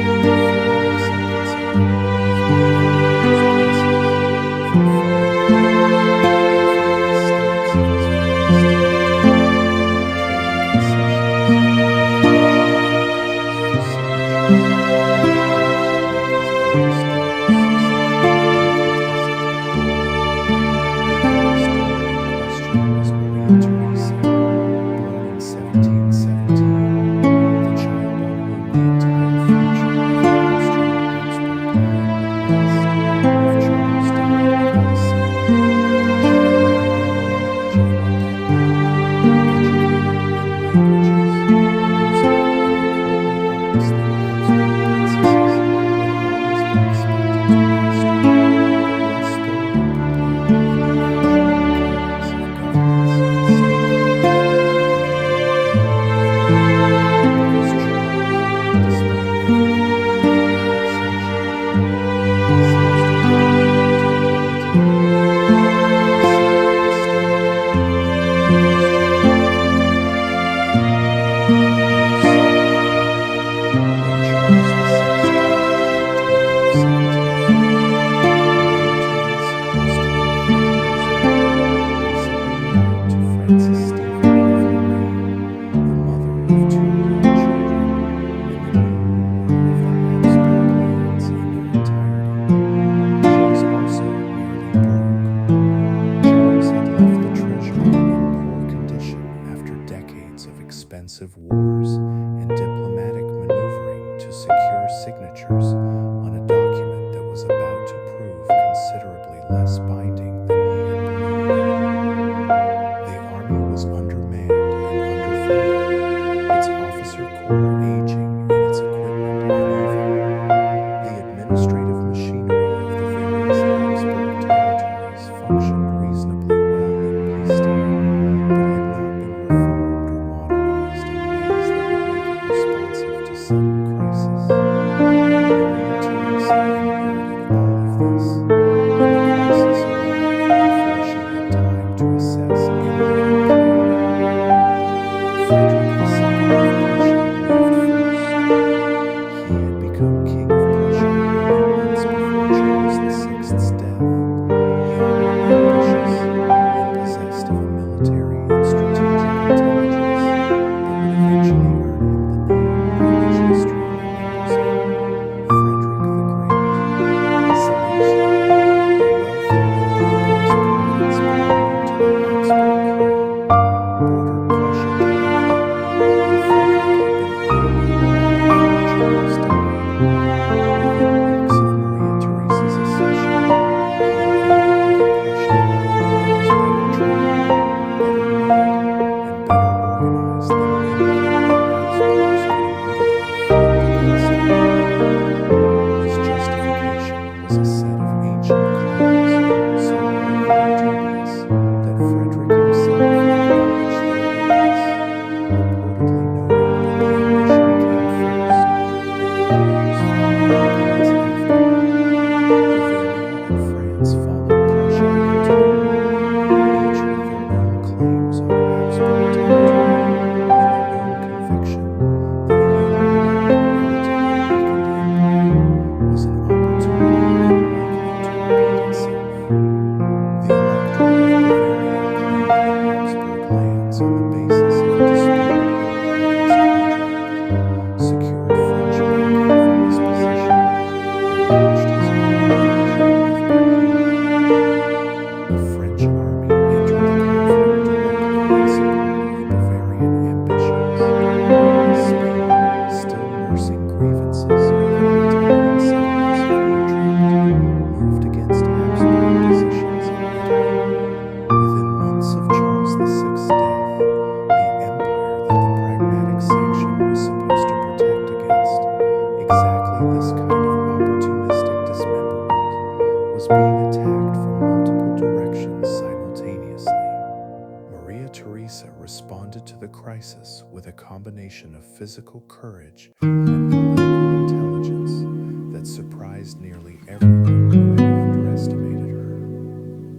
The most famous moment came in September of 1741, when she appeared before the Hungarian Diet at Pressburg, seeking military and financial support, carrying her infant son Joseph, and making an appeal to Hungarian parliament that, whether or not the precisely dramatic details of later accounts are entirely accurate, produced a general military commitment from the Hungarian nobility and a well-known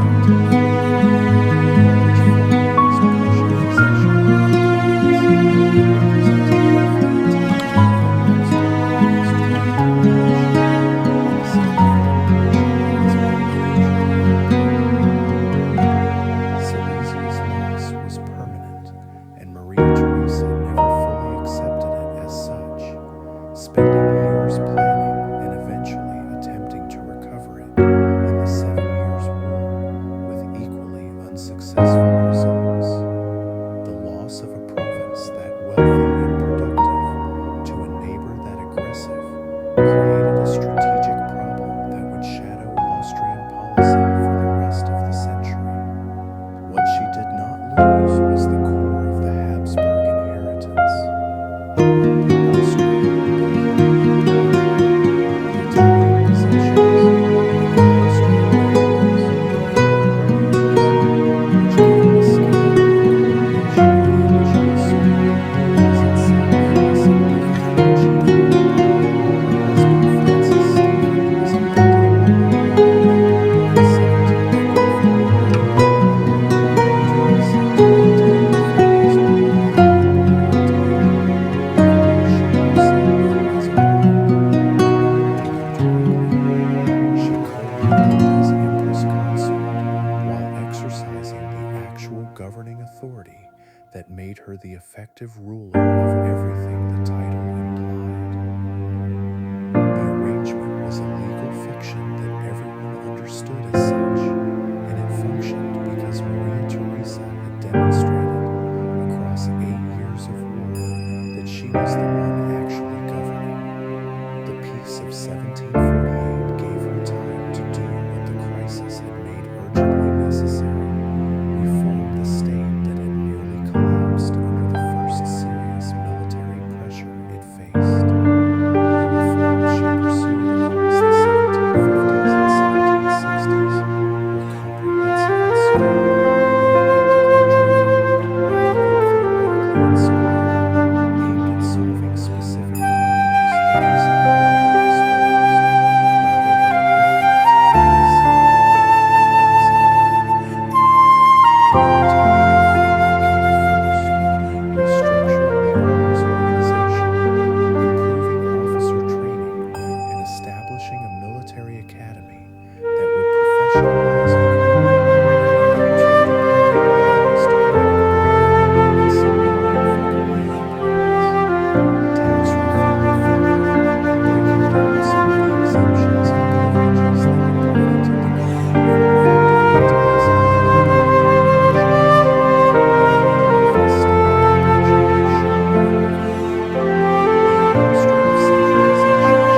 pursued was the most politically sensitive element of the reform plan, because it directly challenged the autonomy of the past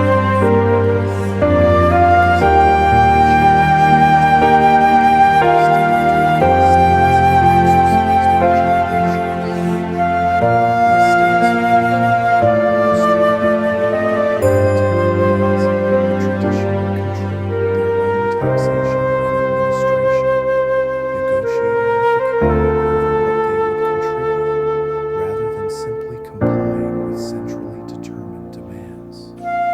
Maria Theresa worked to shift that balance, establishing new central bureaucratic institutions, and reducing the estate's effective power over fiscal and administrative matters, without entirely eliminating reform. The process was gradual and incomplete, meeting resistance in every step, but it produced an infinitely more capable and more responsive administrative machinery than had existed in 1740. Education came within her reform program's reach as well, though in ways that reflected her own committed Catholicism rather than any secular or Enlightenment-driven vision of schooling. She expanded primary education, recognizing that a more literate population produced better soldiers and more competent administrators, and she introduced reforms to the university system that attempted to bring Habsburg higher education closer to the standards of contemporary European scholarship. Her relationship with the Jesuits, who had long dominated Habsburg education, grew complicated during her reign as the order's political entanglements across Europe made them increasingly difficult to defend, and she oversaw their eventual suppression in the Habsburg lands after Pope Clement XIV dissolved the order in 1773, replacing their educational role with institutions under state control. Frederick the Great remained the defining European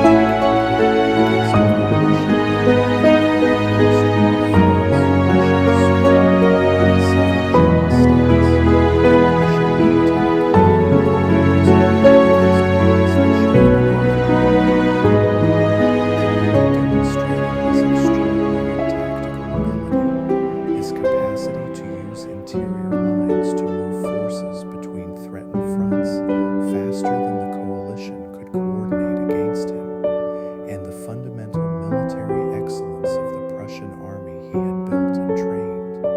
Maria Theresa's coalition came close, on several occasions, to achieving the result she needed, and the temporary Russian occupation of Berlin in 1760 briefly suggested that the end was near.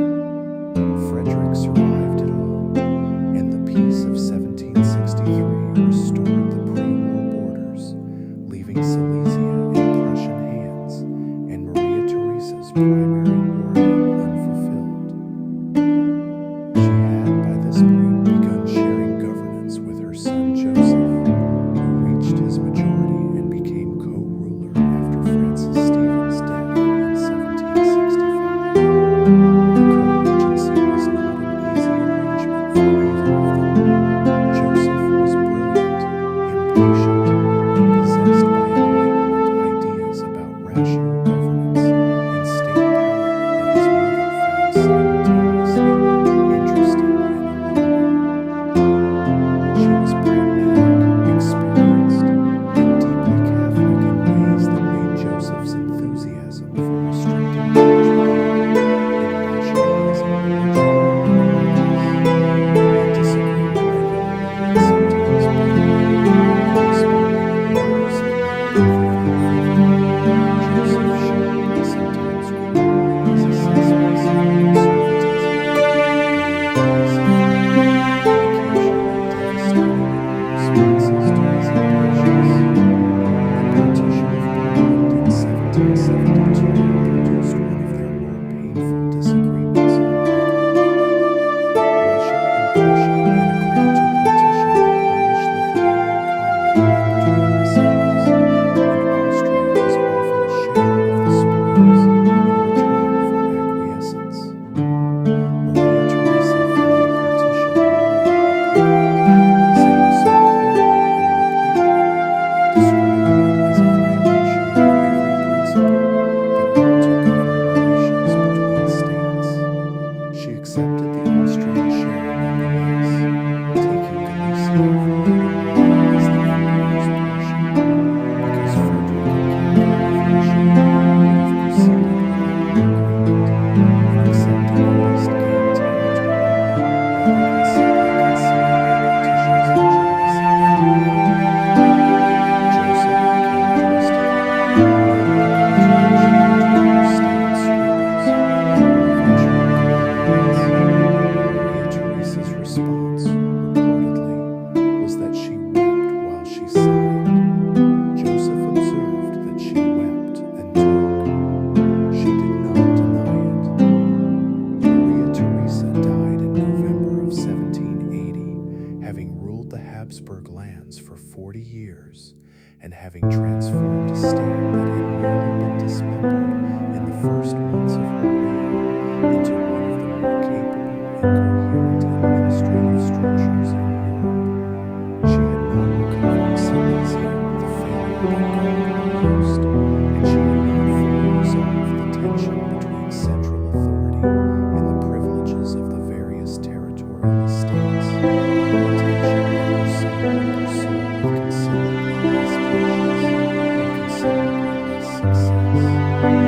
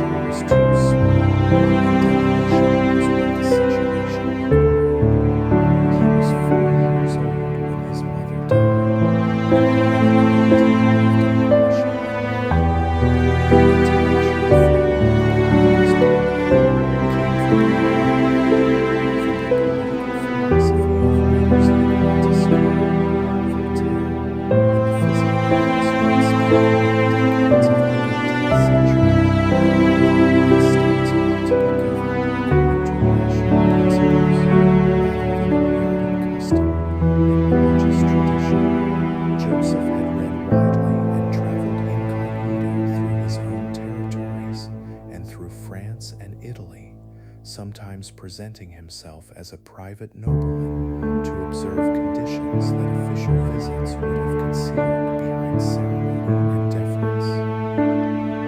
He had seen the poverty of rural Austria, the inefficiency of the church's land management, the absurdity of a legal system that varied from province to province in ways that served no one's interests except those who profited from the variation.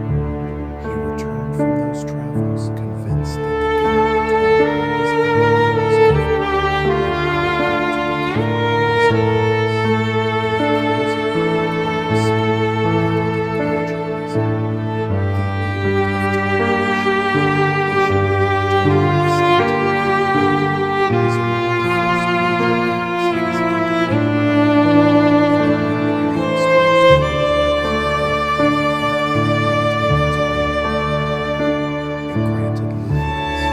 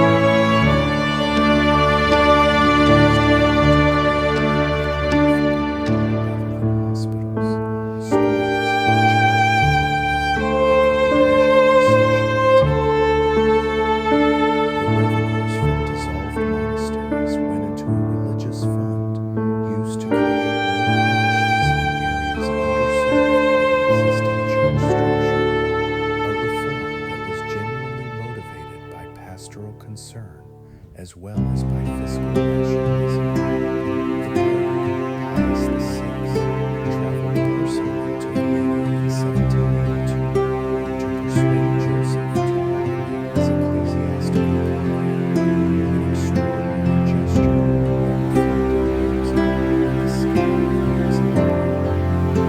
Joseph received him with full ceremony and respect, and changed nothing. Serfdom had existed in various forms across the Habsburg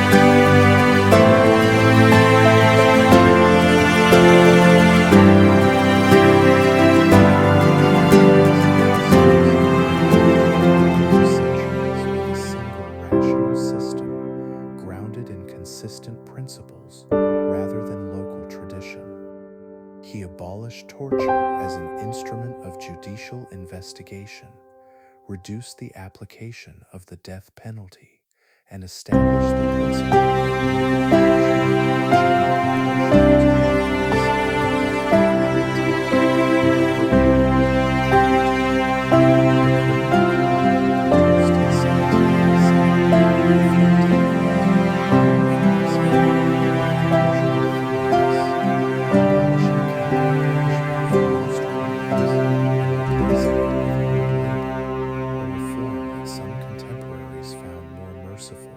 than the swift execution it replaced, and others found the reverse.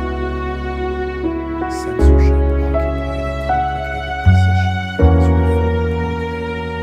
Joseph relaxed the censorship apparatus significantly, allowing the publication of criticism of the church, of social institutions, and of government policy to a degree that would have been unthinkable under his brother, producing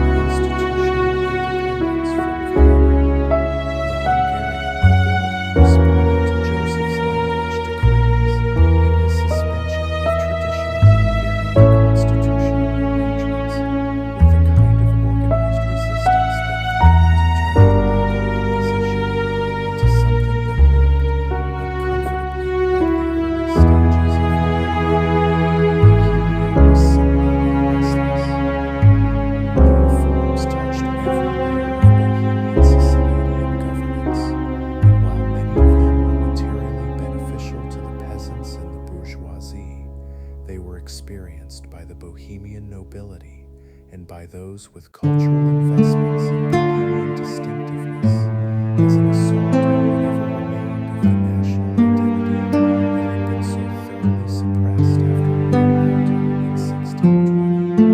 Joseph governed Bohemia as an administrative unit of a centralized Habsburg state rather than as a distinct kingdom with its own traditions, and the Bohemians who cared about those traditions found the distinction between good centralized reform and culturally erased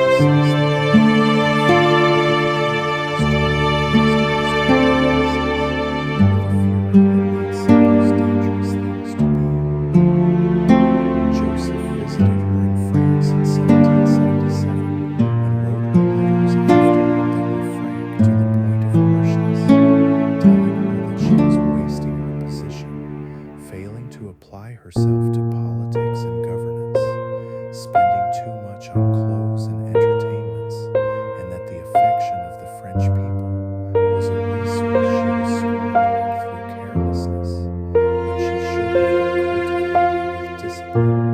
The letters were those of a brother who saw the danger more clearly than she did, or perhaps more clearly than she was willing to acknowledge. By the time the revolution began in earnest in 1789, Joseph's own reform program was collapsing under the weight of the resistance it engendered. The Austrian Netherlands had risen in open revolt, rejecting his administrative organizations and producing a republic that he was unable to suppress before illness overtook him. Hungary was on the edge of outright rebellion.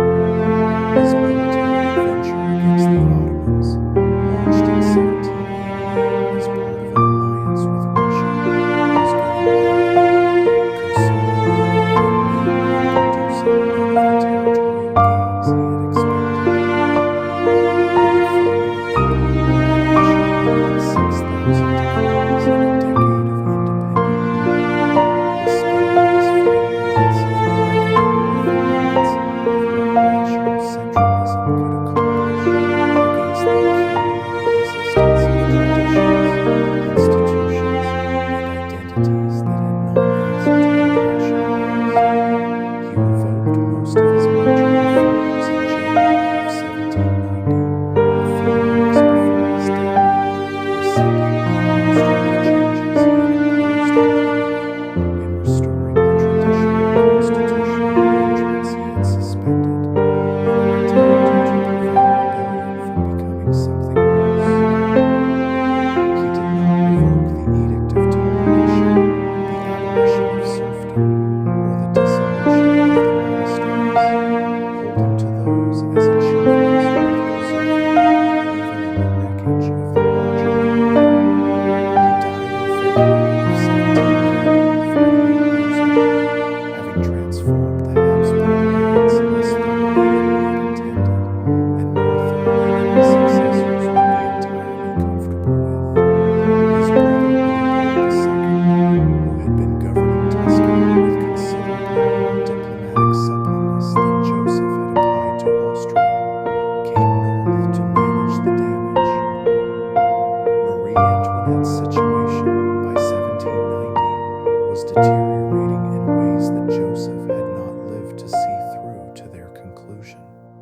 The royal family had been moved from Versailles to Paris in October of 1789, effectively prisoners of a revolutionary movement that was still debating what to do with them. Their attempted flight to the border in June of 1791, the flight to Varennes, ended in their capture and return to Paris in humiliation, destroying whatever remained of Louis XVI's credibility as a constitutional monarch willing to accept the revolution's constraints. The Habsburg connection that had once given Marie Antoinette her position now made her specifically suspect in the eyes of a revolutionary movement that was defining itself against exactly the kind of dynastic rule she embodied. In her secret correspondence with her brothers and with Englanders working against the revolution, gave that suspicion a factual foundation they had previously lacked. Leopold II died in 1792, leaving Austria to his son Francis II, at the precise moment when the French Revolutionary government was about to declare war on the Habsburg. In that way, 2 decades of conflict had reshaped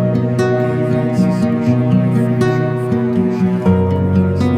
ruined, Marie Antoinette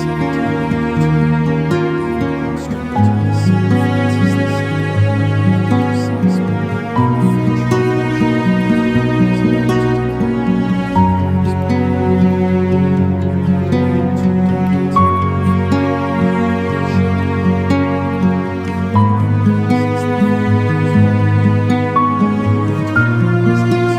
executed in October of 1789, and Francis Joseph executed in January of the same year.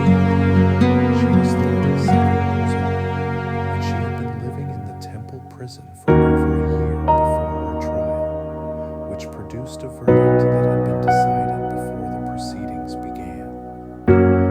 The daughter of Maria Theresa, sent to France as a 14-year-old instrument of alliance, died on the Place de la Révolution in front of a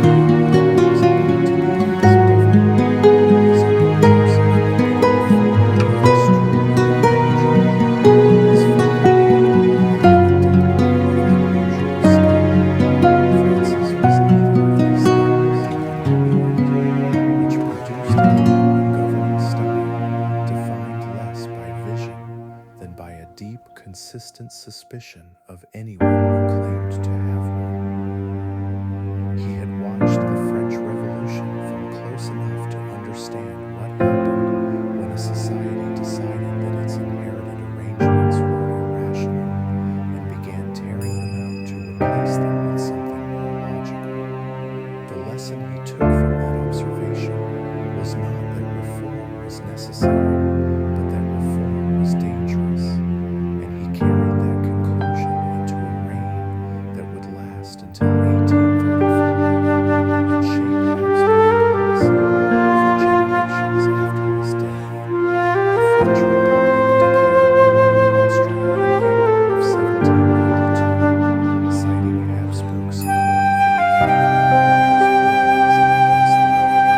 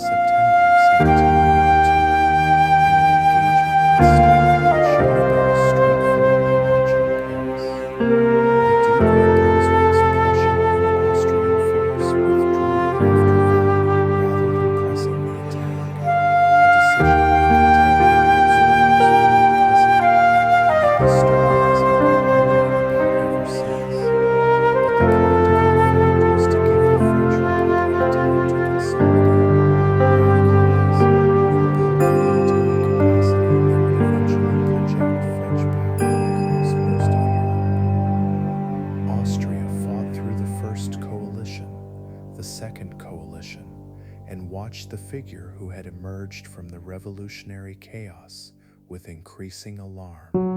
Napoleon Bonaparte had been a relatively obscure artillery officer from Corsica when the revolution began, his prospects limited by his middling social origins and the packed competition of an officer corps that had not yet been decimated by immigration and purge. By 1796, he was commanding the French army in Italy, winning a string of victories against Austrian forces with a speed and operational creativity that left his opponents perpetually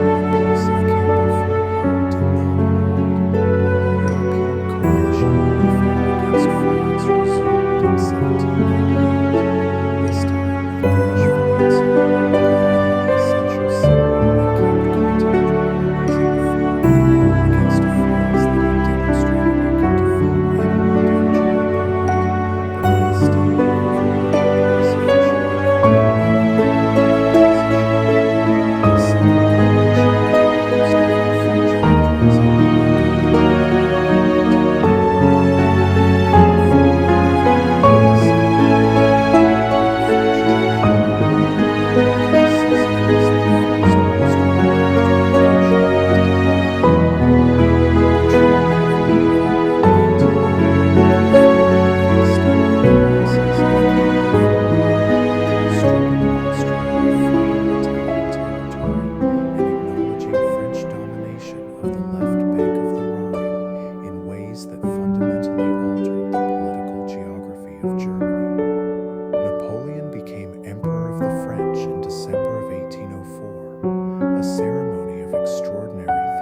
self-consciousness in which he took the crown from the Pope's hands and placed it on his own head, a gesture so specifically designed to deny any higher authority over his position that it required the Pope's physical presence to make it fully legible.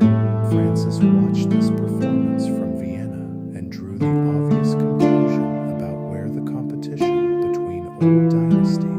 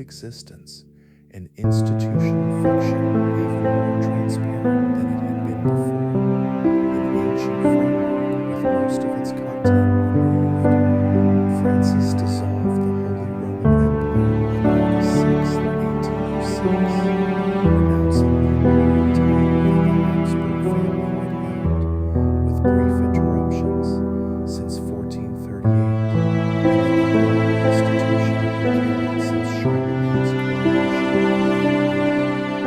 He sent a declaration to the imperial diet in Regensburg, announcing that the empire was dissolved and releasing its members from their obligations, a document whose bureaucratic plainness contrasted sharply with the enormity of what it was doing. The Holy Roman Empire had been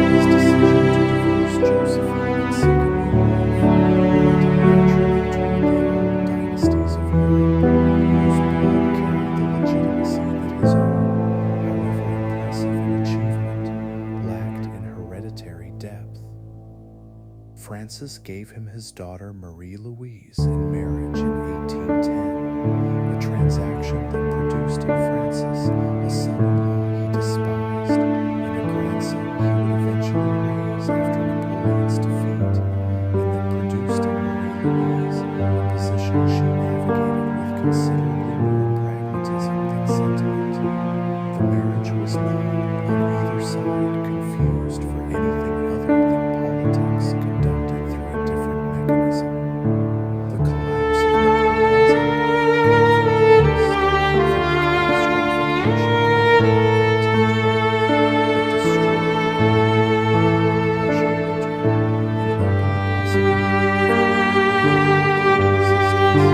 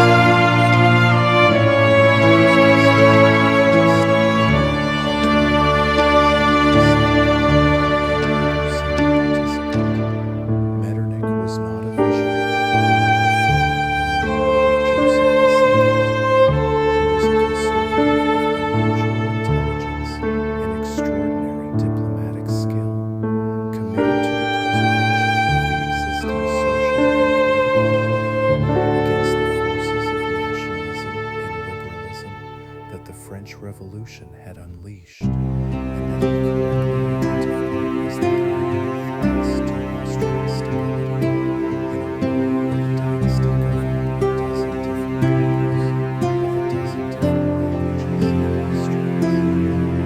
The Vienna settlement restored the empire to something recognizably similar to its pre-revolutionary configuration, though with significant adjustments that reflected the realities that rose in Europe.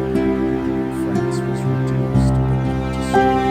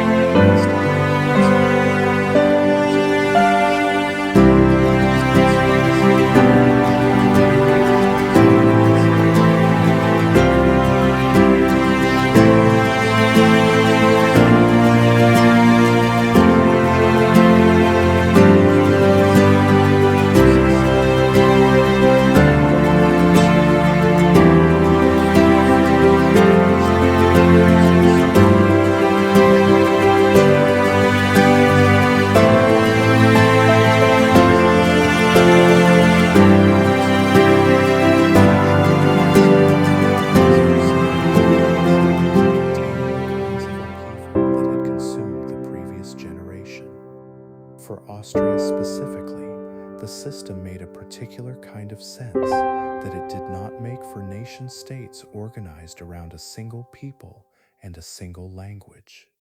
The Habsburg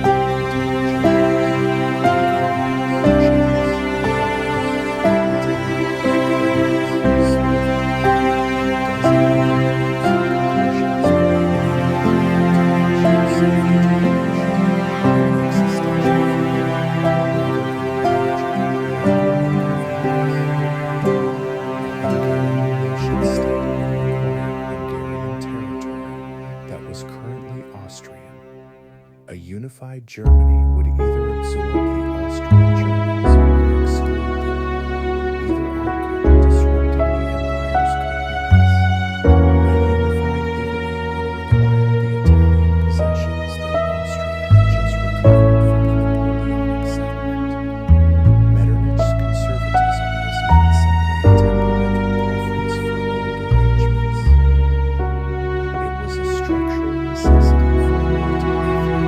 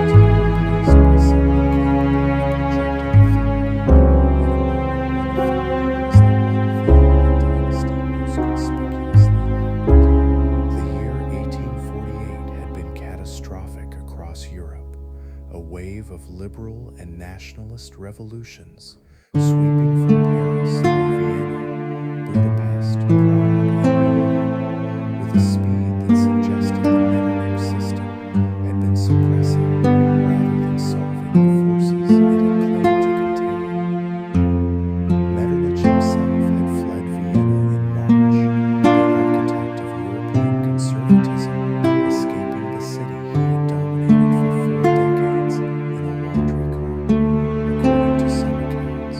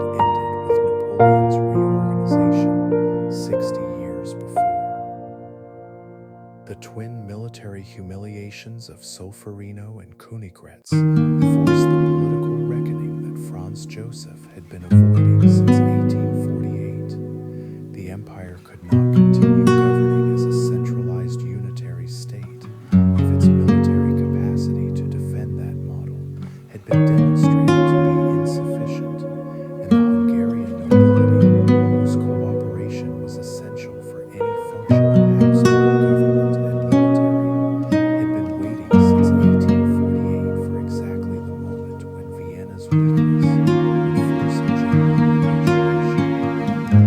That negotiation produced the Compromise of 1867, the Augsburg, which transformed the Austrian Empire into the Austro-Hungarian Empire, and the monarchy in which Hungary received its own constitution, its own parliament, and its own government handling all internal affairs, foreign policy, defense,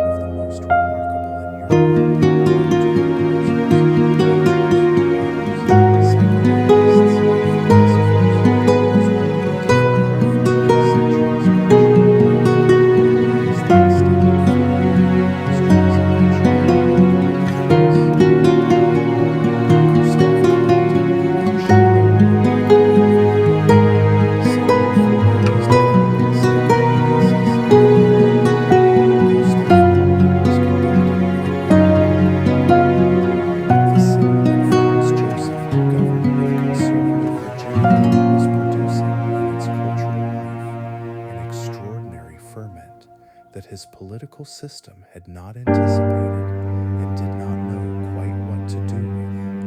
Franz Joseph himself remained, through all of it, a figure of almost studied personal austerity. He rose before dawn, worked through enormous quantities of administrative paperwork with a conscientiousness that impressed those who served him, and that served as a kind of governing philosophy in itself. The emperor, as the most diligent civil servant in the empire he embodied, he slept on a narrow iron military bed. He ate simply and quickly, and had little patience for the ceremonial and elaborate dining that most European courts maintained. He had loved his wife Elizabeth, the Bavarian princess he had married in 1894, with a devotion she found suffocating, and that drove her to spend most of her marriage traveling as far from Vienna as she could manage, roaming Europe and North Africa in a restless flight from the court life she despised, until her assassination by an Italian anarchist in January 1898. Franz Joseph absorbed politics, the way he absorbed every personal loss, with a composure of those who knew him and understood and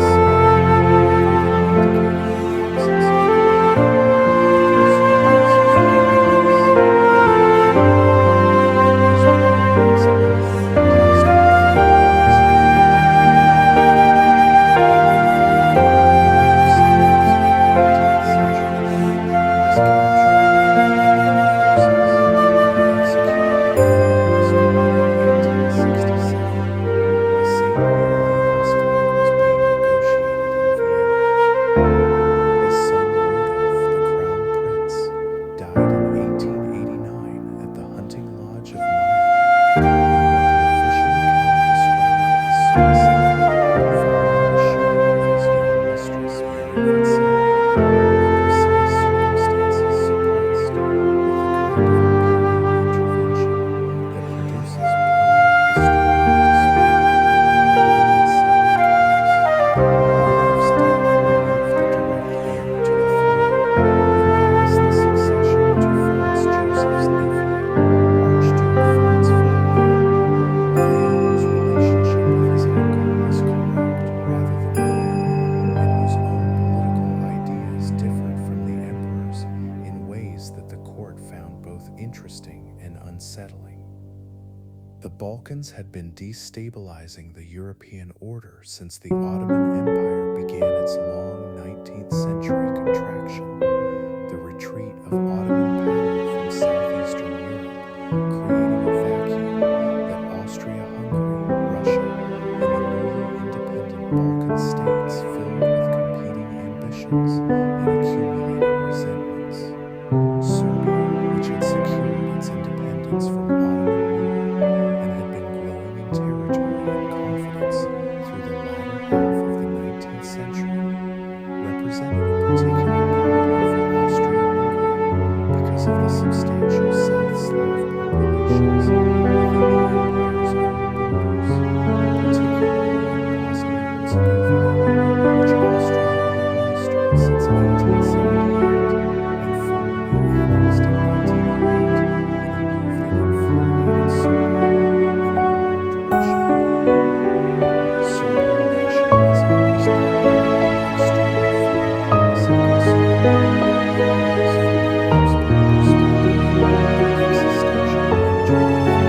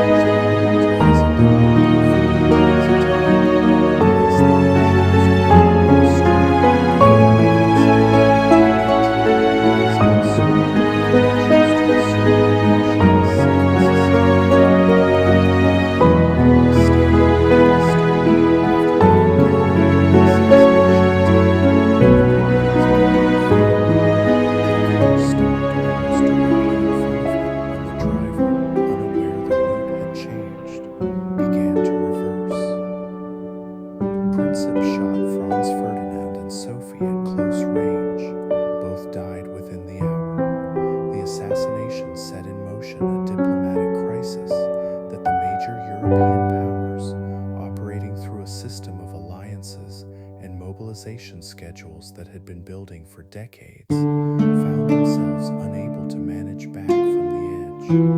Austria-Hungary issued an ultimatum to Serbia containing demands so comprehensive that their rejection was effectively built into the document, and then declared war when Serbia's response, which accepted most but not all of the terms, was deemed insufficient. Russia, committed to supporting Serbia, began mobilizing. Germany, committed to supporting Austria-Hungary, declared war on Russia and then on France, and sent its armies through Belgium to execute a war plan designed for a two-front conflict that German planners had been refining since the 1890s. Britain, committed to Belgian neutrality, declared war on Germany. The alliance system that had been designed to deter exactly this kind of escalation had instead ensured that a political assassination in a Balkan city would produce a continental war within 6 weeks. Franz Joseph had not wanted the war exactly, but he had revised the ultimatum to Serbia, and his chief of staff called him from Luxembourg, and then advocated preventive war against Serbia for years. The assassination provided the occasion when the empire entered the conflict in a conviction, shared by most of its leadership, that a short, successful war against Serbia would resolve the South Slav question and restore some of the prestige that decades of diplomatic setbacks had eroded.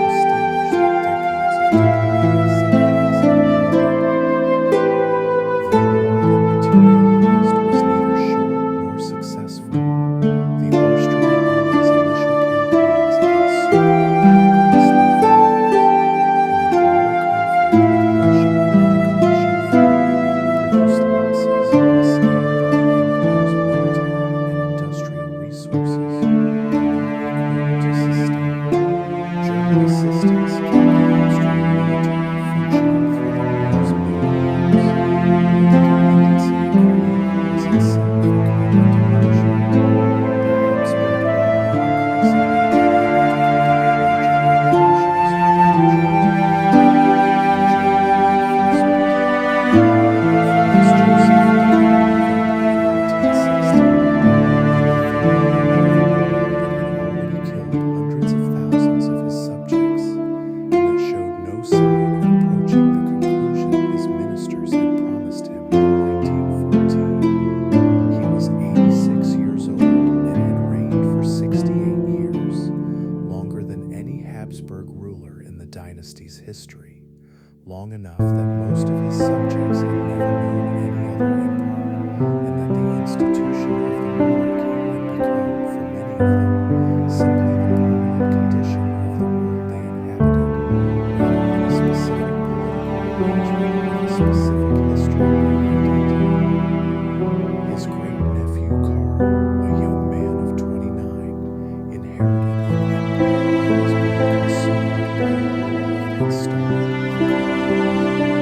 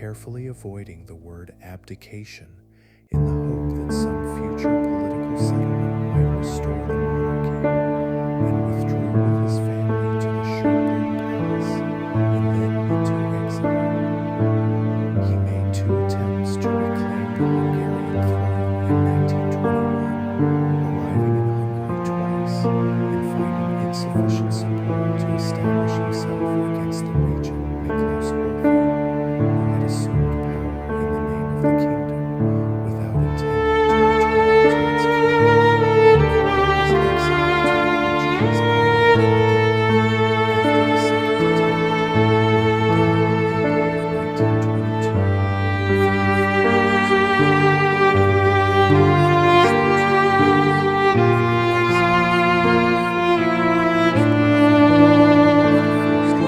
right on the head, which family dwarfs had made and produced at its end the most imposing family and dynasty in most of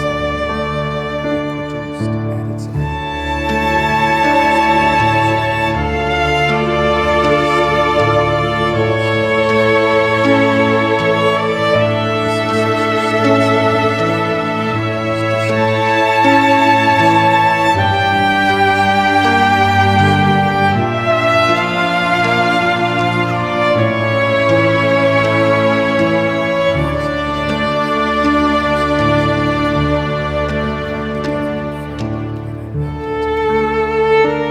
Always the emperor and the regent, with political machinations, religious divisions, and economic disparities between its various regions, did not dissolve the unity of the Sovereign. They continued,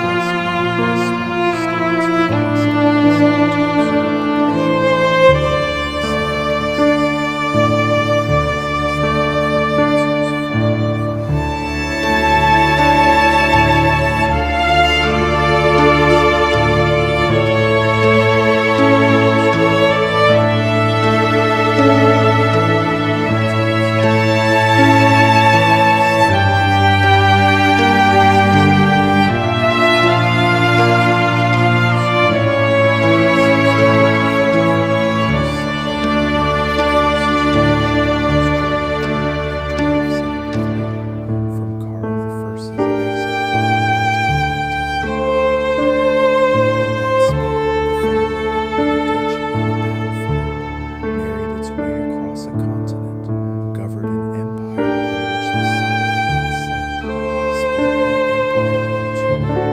watched one half die in a ruined king's childless bed, survived the 30 Years' War and the Ottoman sieges and the French Revolution and Napoleon, reformed itself and its territories, and then retreated from those reforms, dissolved the oldest institution in European political history, and finally surrendered the last of the leaders, Rudolf I, to England. The dynasty that had kept patience its discipline and accumulation its method, and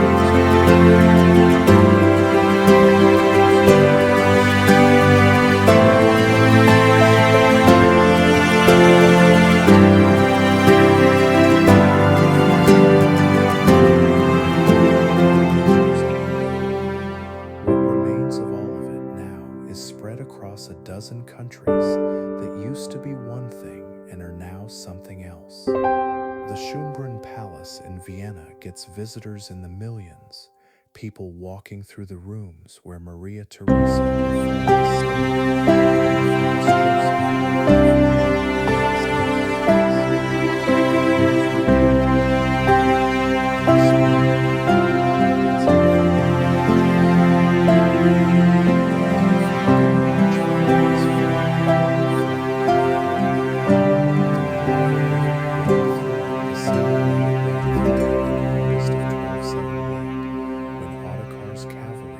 down toward Rudolf's lines, and the Hungarian horses came around the flank. You could stand there on a Tuesday in October and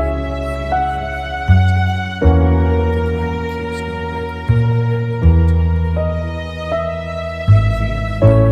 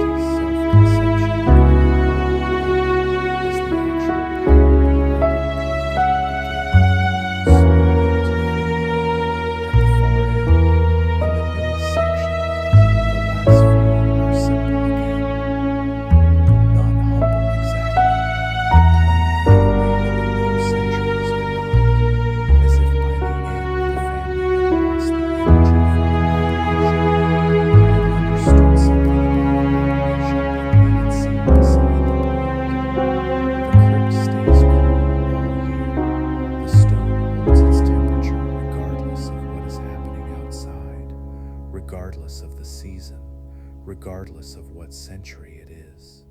It was cool.